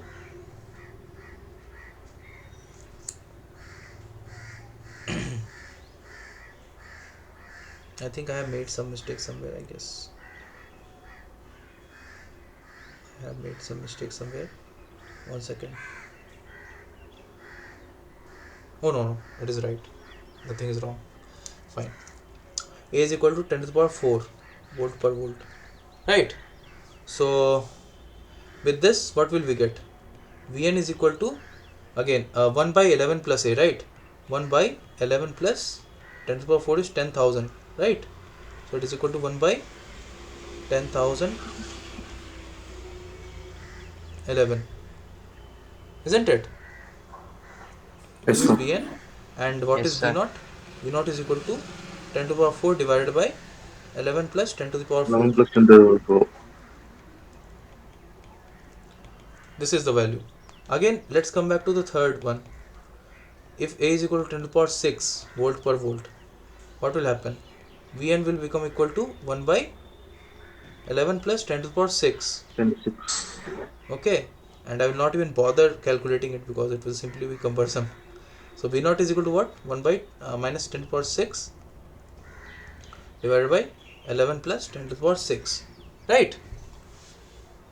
Yes. So you see that you must have seen. Now I will try to draw some remarks here. So remarks. You see, what was the circuit? Circuit was simply this.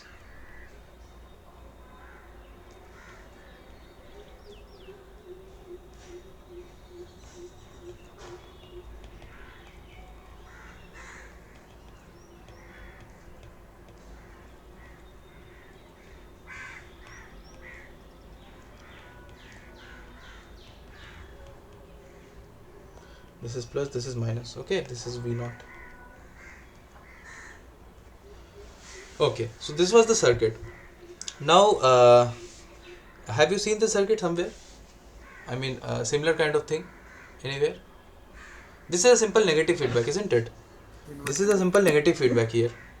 And the purpose of this negative feedback is to ensure that so you must have learned that in negative feedback what happens is that uh, the op amp takes the error, right? The error between the terminals. So these are the two terminals, right? These are two terminals where the comparison is happening, right? So Vn is there, is one terminal, Vp is another terminal, and the difference is then amplified and integrated by some integrator, and then it is fed back here, right? This is what happens here. Hello? Okay, sir. Right. Yes, sir. So Sir. that is what happens here. Yes. So basically the output voltage V naught is equal to some A times Vp minus Vn, right? So there is some error is being generated here, and then it is being amplified, right? So that is the operational amplifier here. Okay,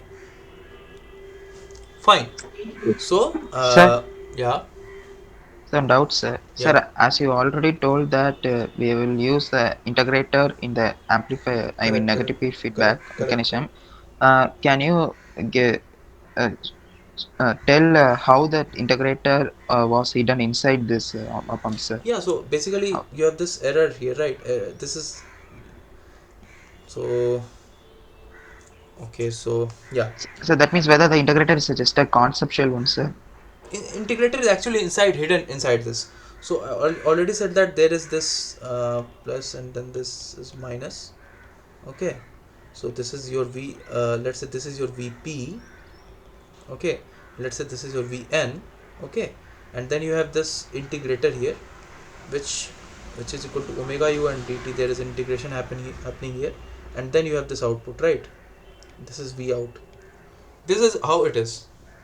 Okay, Yes, sir. now if your omega u is infinite, then basically the bandwidth or the integration bandwidth is also becoming infinite in that case. Okay, also the way it is shown here, the gain, the DC gain of this, sorry, the gain or this a here is actually equal to infinity in this case. So this is the whole block actually, not like this, but this is the whole block here.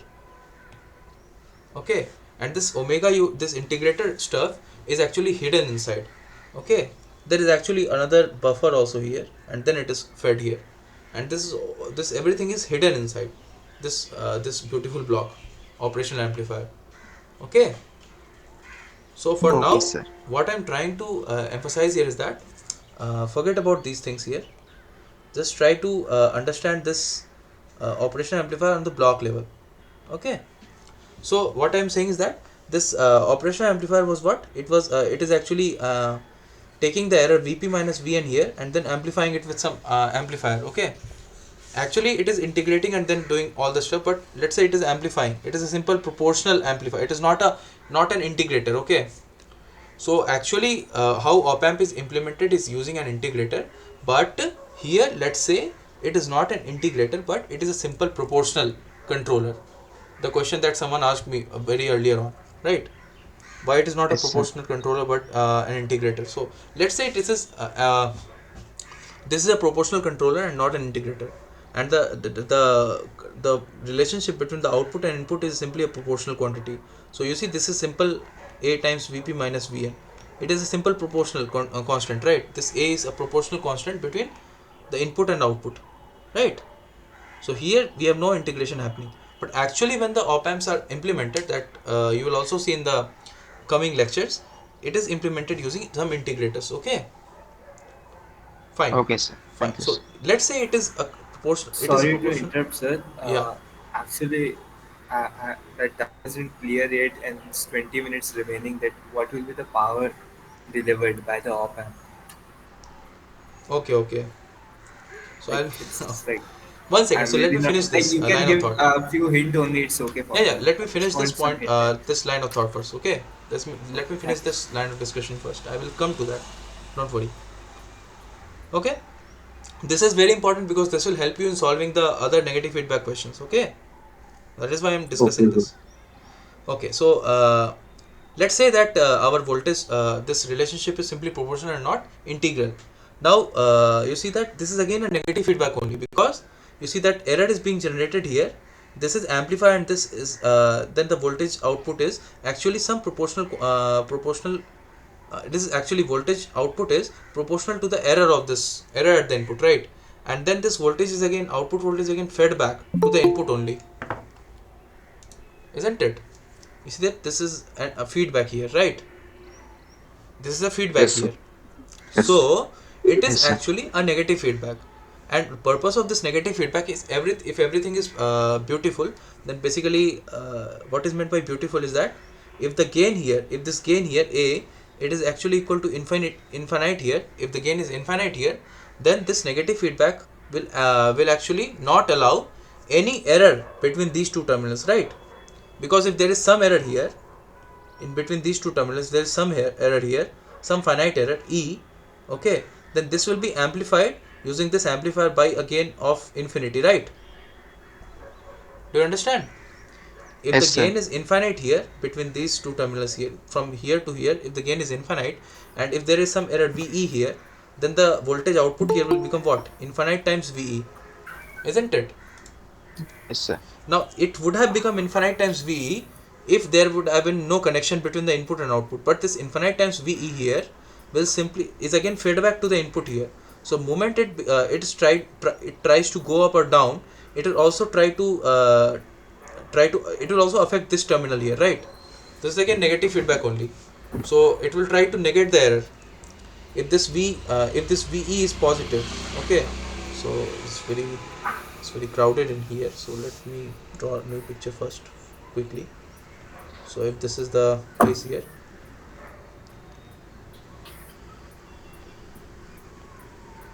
so this is plus minus VI, okay, this is V out and this is your ground, this is VP with this VN minus plus. So let's say this is VP minus VN is equal to VE. So this, let's say this is equal to some negative quantity. Okay, let's say this is negative. So basically Vn is some large quantity compared to Vp. Vp is grounded, right? And Vn is, let's say, Ve. So then Vp minus Vn becomes minus Ve, right? It becomes minus Ve. So what I'm saying is that the moment it becomes negative here, Ve is negative here. So what will happen? The voltage here, what will it do? The voltage here, it will become what? It's Infinite positive. times VE. Very large.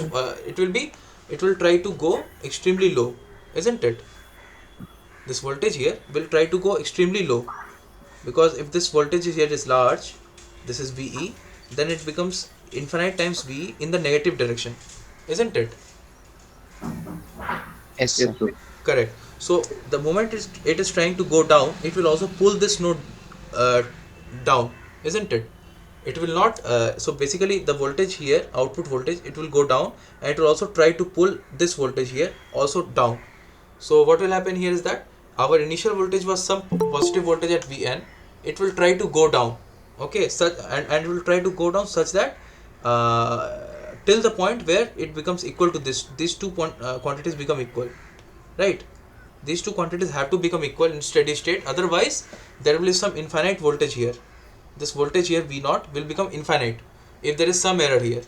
This error has to be 0 in steady state, isn't it? So Vp minus Vn has to be equal to 0 in a steady state. So this is also visible here. You see, when this A was a very small quantity or simple gain of 100, at that time Vn was 1 by 111. It is close to 0, but it is not a very good approximation, right? Now when A became 10 to the power 4, which is like 2 times which is like 100 times higher than 100, it becomes Vn was what? Vn became 1000 10,011, 1 by 10,011, right? It is definitely much lesser than this, right?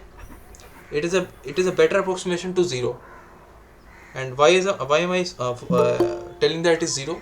It is going close to 0. It's because Vp was already equal to 0, right? Vp here is already grounded. So ideally, if the gain is increasing, then Vn also should become 0, isn't it? So that is Yes, sir. why if the gain is increasing here to 10 power 4, Vn become even lesser. Now when the gain becomes even higher to 10 to the power 6, the voltage Vn is going even down, right? It is becoming closer and closer to 0. So the takeaway from this question is that when you have negative feedback in any ideal op amp which has a gain of infinity, and you have some negative feedback here,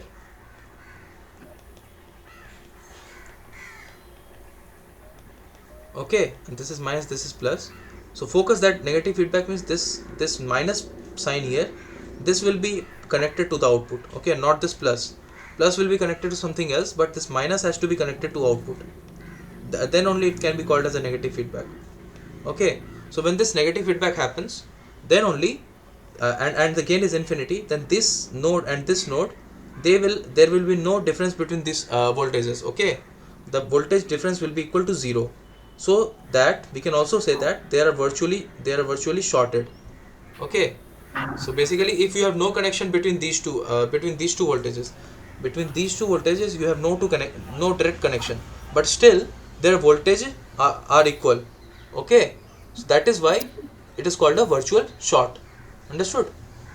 When Okay, their sir. gain is infinity. So now in the assignments that you have, what is happening is that so let me open that only. Okay.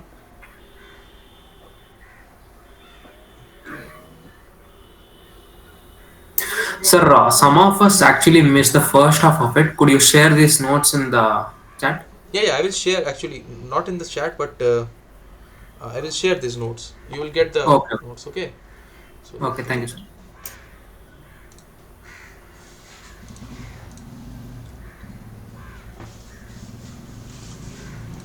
Sir, can you solve the problem of current controlled voltage source?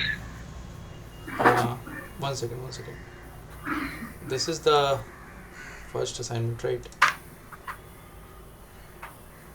Oh shit. Wait.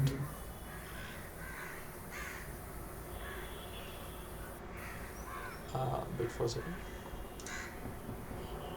Okay. Yeah. So this is the first question, right? Is it visible? Yes, sir. Yes, sir. Yeah. So in this case, you see, this is also a negative feedback, okay? And in this case, nothing is mentioned. So you have to assume that the gain here is infinite. The negative feedback gain, this amplifier Sir, here, screen is not visible. Screen is not visible, sir. screen is not visible. It's visible, sir. It's Visible, sir. visible, sir. Visible, sir. Yeah, it is visible, right? I am also able to see that it is visible. Fine. So this so if nothing is given here, then you have to assume that this op amp has infinite gain, okay? And as I just mentioned, if something has infinite gain, then it simply means that you have virtual short between these two nodes, right? Vn and Vp, isn't it? Yes, sir. Right. So with that information, you have to solve this question. You have to assume that Sir, Vn is equal to Vp. Yeah. sir, one thing. Sir, here the uh, feedback side from negative in the negative terminal, positive terminal, both are there. So how to assume that what is the dominant one? Which one is the dominant? Okay. So that is a discussion for another time. But at this point, just assume that here it is a negative feedback. So basically, what happens is that if there are two connections, then you have to see what dominates actually, and that domination factor I will talk about it later. Okay, but here I am saying that it is actually, in this case, it is a negative feedback. Okay. Hello. Yes, sir. Okay, sir. It is actually a negative feedback, and that I will discuss later. Okay, that how to do it. I will Okay, sir. discuss later. Hello, sir. Yeah. Is the domination factor decided by the amount of loop gain? Yeah. Which one? Correct. Correct. Correct. Correct. That is how you decide it. But I tried it. But for the first question, I have a doubt for that. Can I ask that later? Maybe not now. Later. Yeah. Yeah. Definitely. Ask me later. Okay. But in Okay. this case, I am saying that it is a negative feedback here, and you have to assume that these two voltages here, V and VP, are shorted. Okay. But yeah, so definitely you have to find out how what is the how the loop gain is affecting. Okay. So from the positive feedback side and from the negative feedback side, how is the loop gain? That is how you In have to big find it. This in just big one two more. circuits are also negative feedback. Sir? What? In big two assignment circuits are also negative feedback. Yeah, actually they are. I saw that. Sir. Yeah, it is negative feedback only. Yes. Yeah. Hello. So So and suppose for the so in the lectures, um, Nagendra sir said that if omega u tends to infinity, yeah. usually when we say that the op amp is ideal, we Huh. mean to say that it has an infinite open loop gain. Right. Is this the same as saying omega u tends to infinity means that uh, the integrator has a gain of infinity? So is this the same as saying that the open loop gain of the op amp that our op amp that we designed with just an integrator is infinity when omega u tends to infinity? Yeah, omega u tends to infinity means that your integrator has infinite Infinite speed. slope. Yeah, it has Infinite, yeah, infinite. infinite speed. It is extremely fast. I mean, there is no time. It will not take even a fraction of a millisecond to start. It will respond almost. It will respond instantaneously. Okay, that is what is meant by that. So that, yeah, true. An Also, ideal op amp okay, has omega is equal to infinity. Yes. but then again, if for the in order to apply virtual short, we assume that omega the open loop gain must be infinity. Right. But if even if we don't consider open loop gain to be infinity, we can apply virtual short. Eventually, at some steady state, VN and VP will be same, right? No, if the open loop gain is not infinity, then it will not be. Why you should be? It will not be. That is what I But then, discussed just now, right? If the gain is not infinite here, if the gain is not infinite between between input and output, then you cannot establish that relationship. Okay, so in the case of an integrator yeah. has infinite DC gain. Okay, so if it has infinite DC gain, but it has some finite bandwidth, these are two very different things. Here it is a case of a proportional controller. Okay, it is a simple proportional controller. It is not integrator here. So as I discussed just now, so for the case of for the op amps that we are studying right now for this assignment, we do not have that integrator thing here. Okay, we just have proportionality constant between proportionality relationship between the input and output. We do not have that integrator information here. Okay. Oh, okay, okay. That's so. That's Excuse me, how. sir. Excuse Yeah. Is me, that sir. why? Yes. Okay. Sir, where we can access this video lecture for that Yeah, yeah. I video? will actually That lecture. this information will be there on the website itself, in the portal itself. Okay. Swayam portal. I guess Okay. you have registered with Swayam portal. This will So, be. sir, it will be available, na, sir? Yeah, it will be available. Yes. Okay, okay. Sir, before 8, na? Matlab, hello? Yeah, yeah. It will be. I guess it will be posted by today or tomorrow. Okay. Okay, sir. Thank you, sir. Yeah, yeah. So let me first quickly discuss about that question which someone was asking about the power delivered, right? Yes, So sir. power delivered is like this. So you see that in this case there is no information about any VDD or VSS, right? There is no power source. So what you have to do here is that you have to simply you know that power is conserved in any system, right? Power is always conserved, right? The total power is always conserved. I mean, you can neither create power nor not destroy power. Power is total energy is conserved, isn't it? So if there is something which is dissipating power, then there should be something which should be generating power, isn't it? So total power, if let's say this resistor is burning P1, this voltage source is burning P2, this op amp is burning P3, and so on. So Sir, all, someone mic is disturbing, sir. yeah, please mute yourself or everyone, please.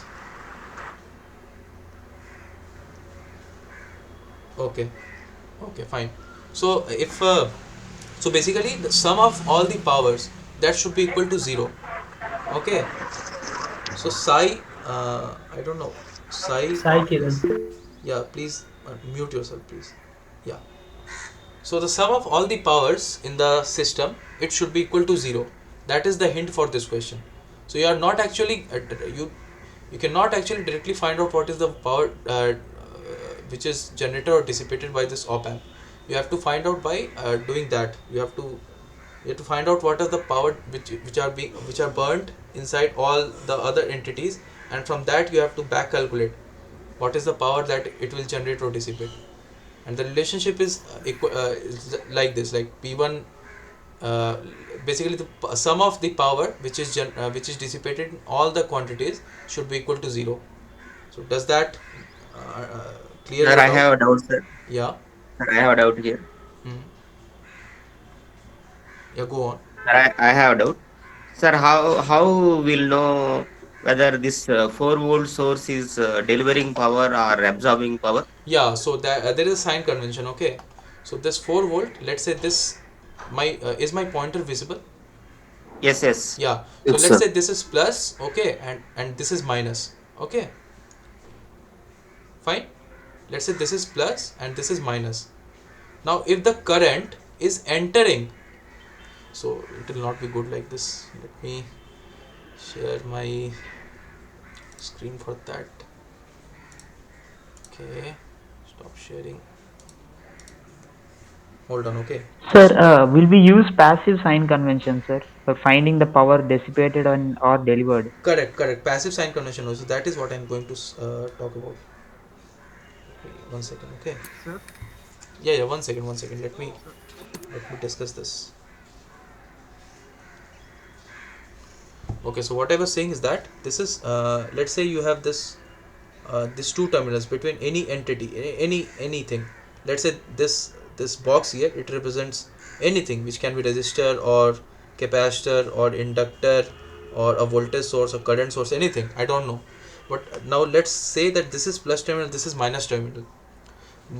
The moment you define this plus and minus terminal, you have to now you cannot change it. Okay, now let's say this is plus terminal, this is minus terminal for that particular element.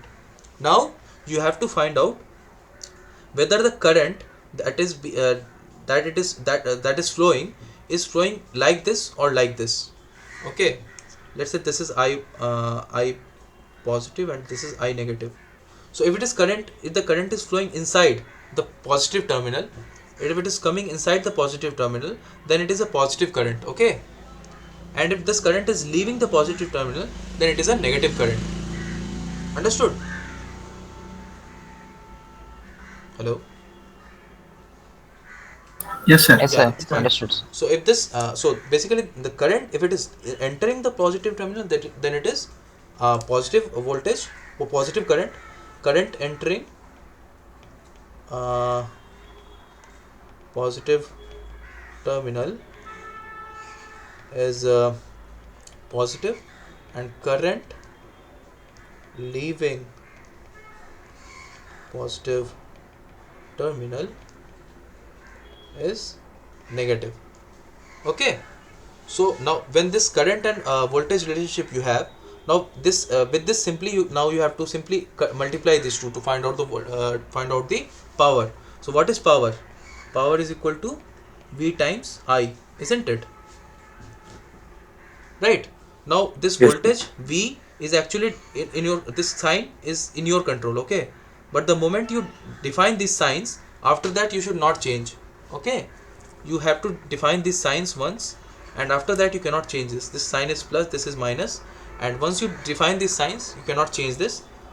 And after that you have this voltage V here, and this I current, it will have some sign, isn't it, based on whether it is flowing inside or whether it is flowing outside, isn't it? Based on that it will have some sign, and based on that you will have some basically you will have a sign for power also. Okay, so if the current is leaving that positive terminal, then you will have negative sign, right? Negative sign when current is leaving positive terminal, correct? And V into I, it will be positive sign when current is entering positive terminal, correct? And when the power is negative, it means the power is being generated, okay, generated. And when it is positive, it means it is dissipated. So does that clear your doubt? Excuse me, sir. Yeah, Sir, can the power of op-amp be incoming current into V out? that is what I'm saying now. That is not how you find out the power of op amp. There are many things which are there. You cannot do that, do it in that manner, okay. So can you also share the assignment screen? I have one question there. Like, Okay, 1 second. So I have to, one Sir, second, okay. another doubt was there. So, what is the significance of current entering into the op-amp? Because power is delivered into op-amp. 1 second.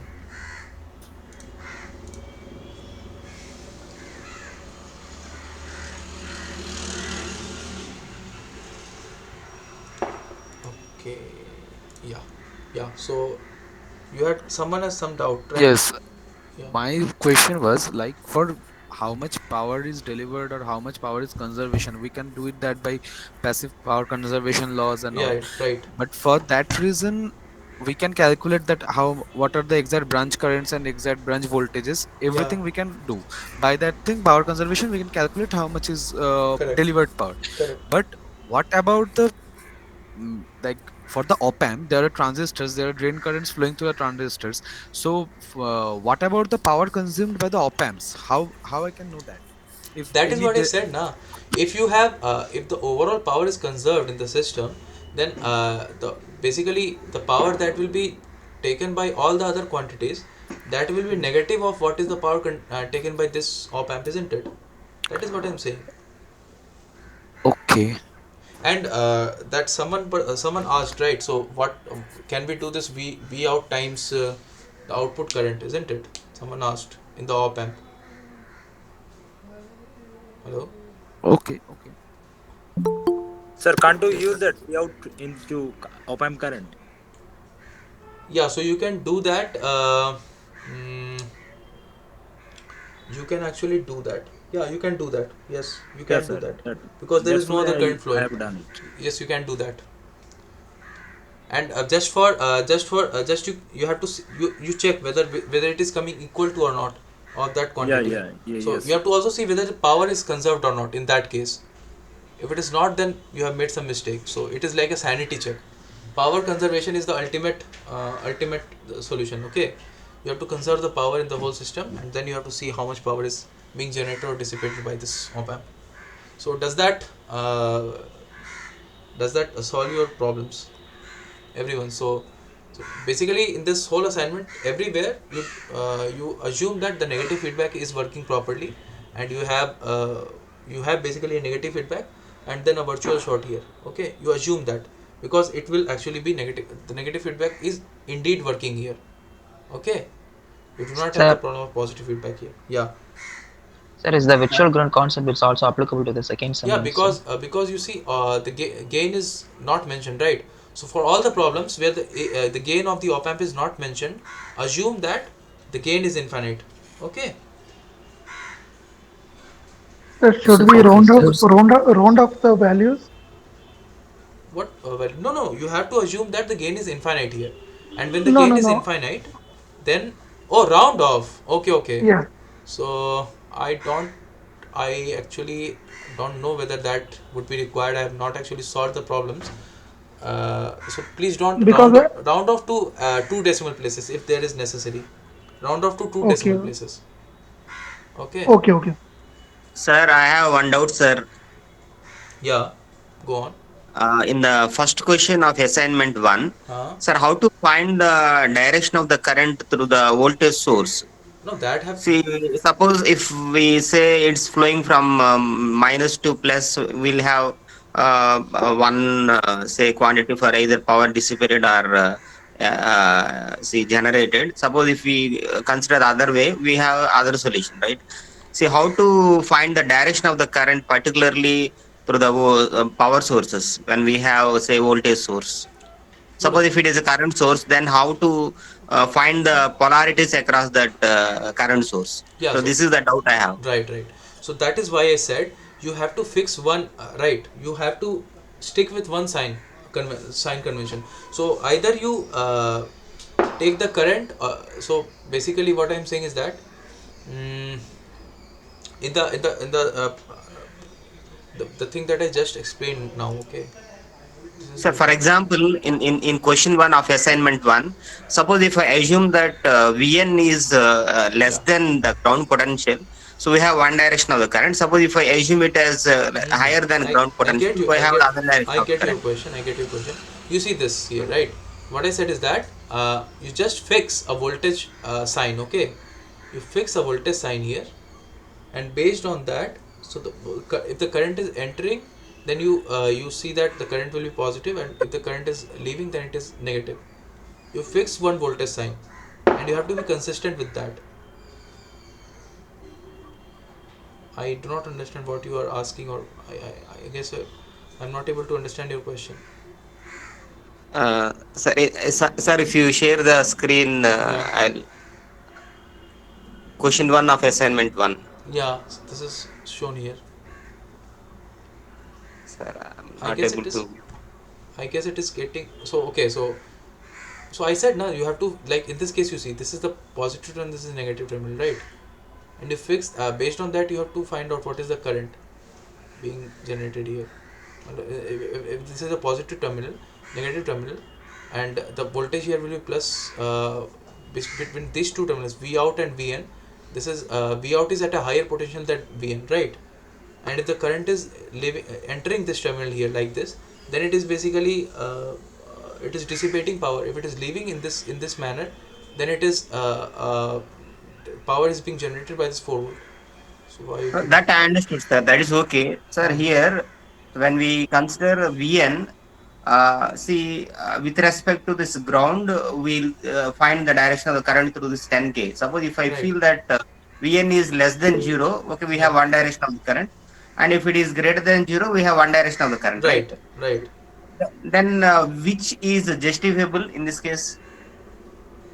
What is justifiable? I didn't understand. See whether current sinks Yeah, into yeah. the ground or flows out of the ground, Okay, particularly okay. when we consider Okay, 10K. I understand your question. I think I understand your question now. You see, you you assign some sign. Okay, don't worry about in which direction you should keep positive and which direction you should keep negative. Okay, you assign Okay. some sign initially. Let's say for this 10K, you say that this is positive. Okay, the ground side is positive and this side is negative. Let's say, okay, you do Okay. not know anything now. Now you solve the using KCL, KVL, anything. You find out what Okay. is the current, what is the voltage. Okay. Now if the voltage and the voltage and current that you find out should adhere to the sign convention that you have.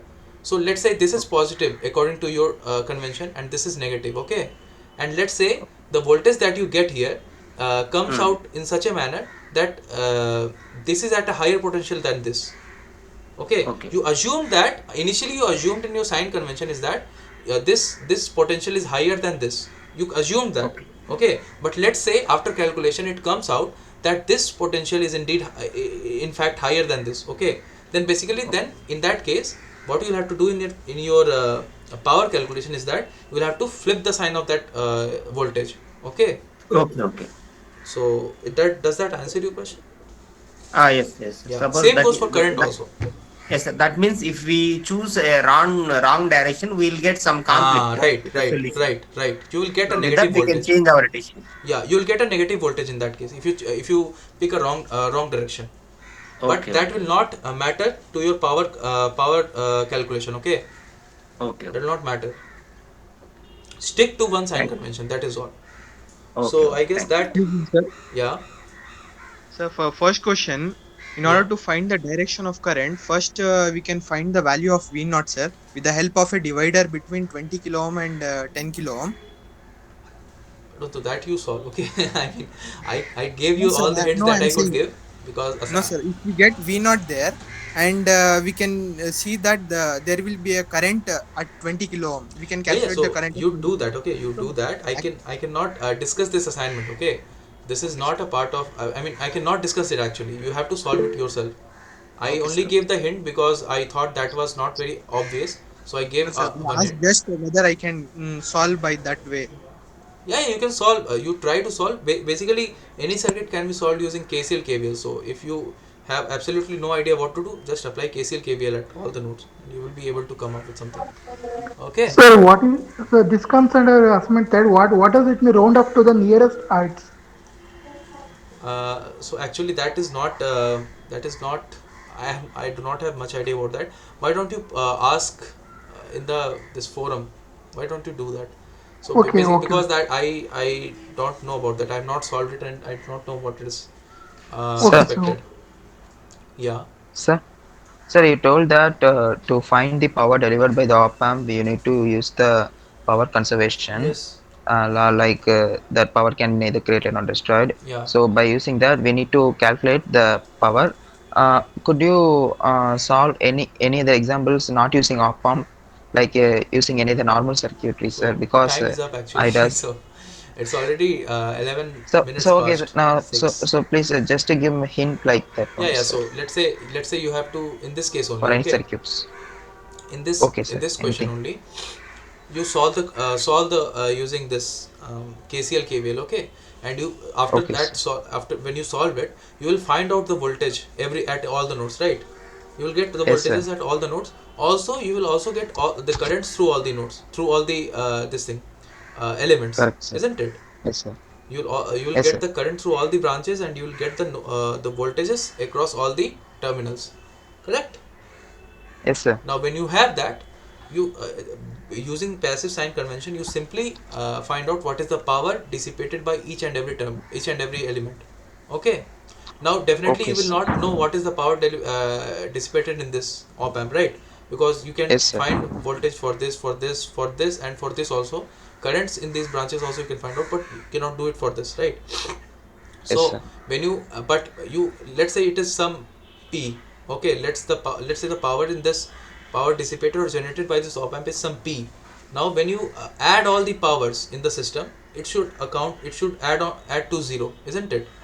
Now when you do Yes, that, sir. you will get the power dissipated in this, Oh, so that means we need to add all the powers in the isn't circuitries, it? right, Yeah, sir? right. You have to all the powers. So you solved it, okay. It I will be. cannot It will discuss be. this assignment. Okay, sir. This is not a part of Okay, sir. discussion. I cannot do this.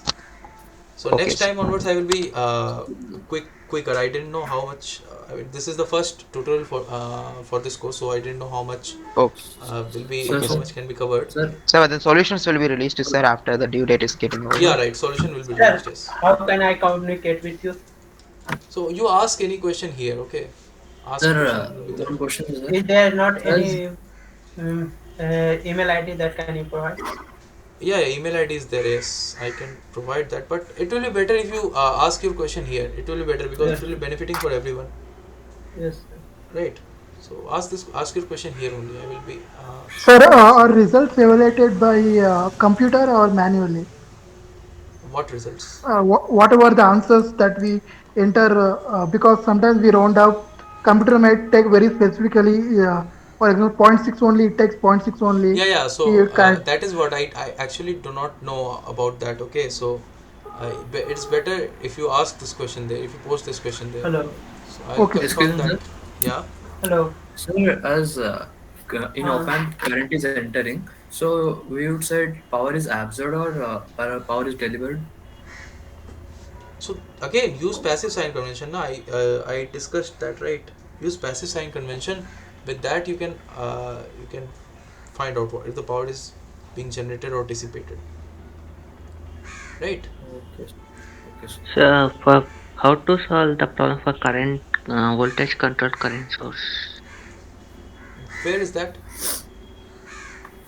That is second problem of the assignment. Voltage control current source. There is no voltage control current source. There is only current. There is only op amps, and there is a current source. There is no voltage control current source. There is a current source. There is no voltage control current source. Second problem of the first assignment. Yeah, yeah. This is a current source of 1 milliampere. This is not a voltage control current source. There is an op amp and then you have current source. Again, use if you have any difficulty, always resort back to KCL and KVL. Apply KCL and KVL and whatever property you have learned today about op amps, and you will be able to solve this question. Okay. Okay. Yeah, yeah.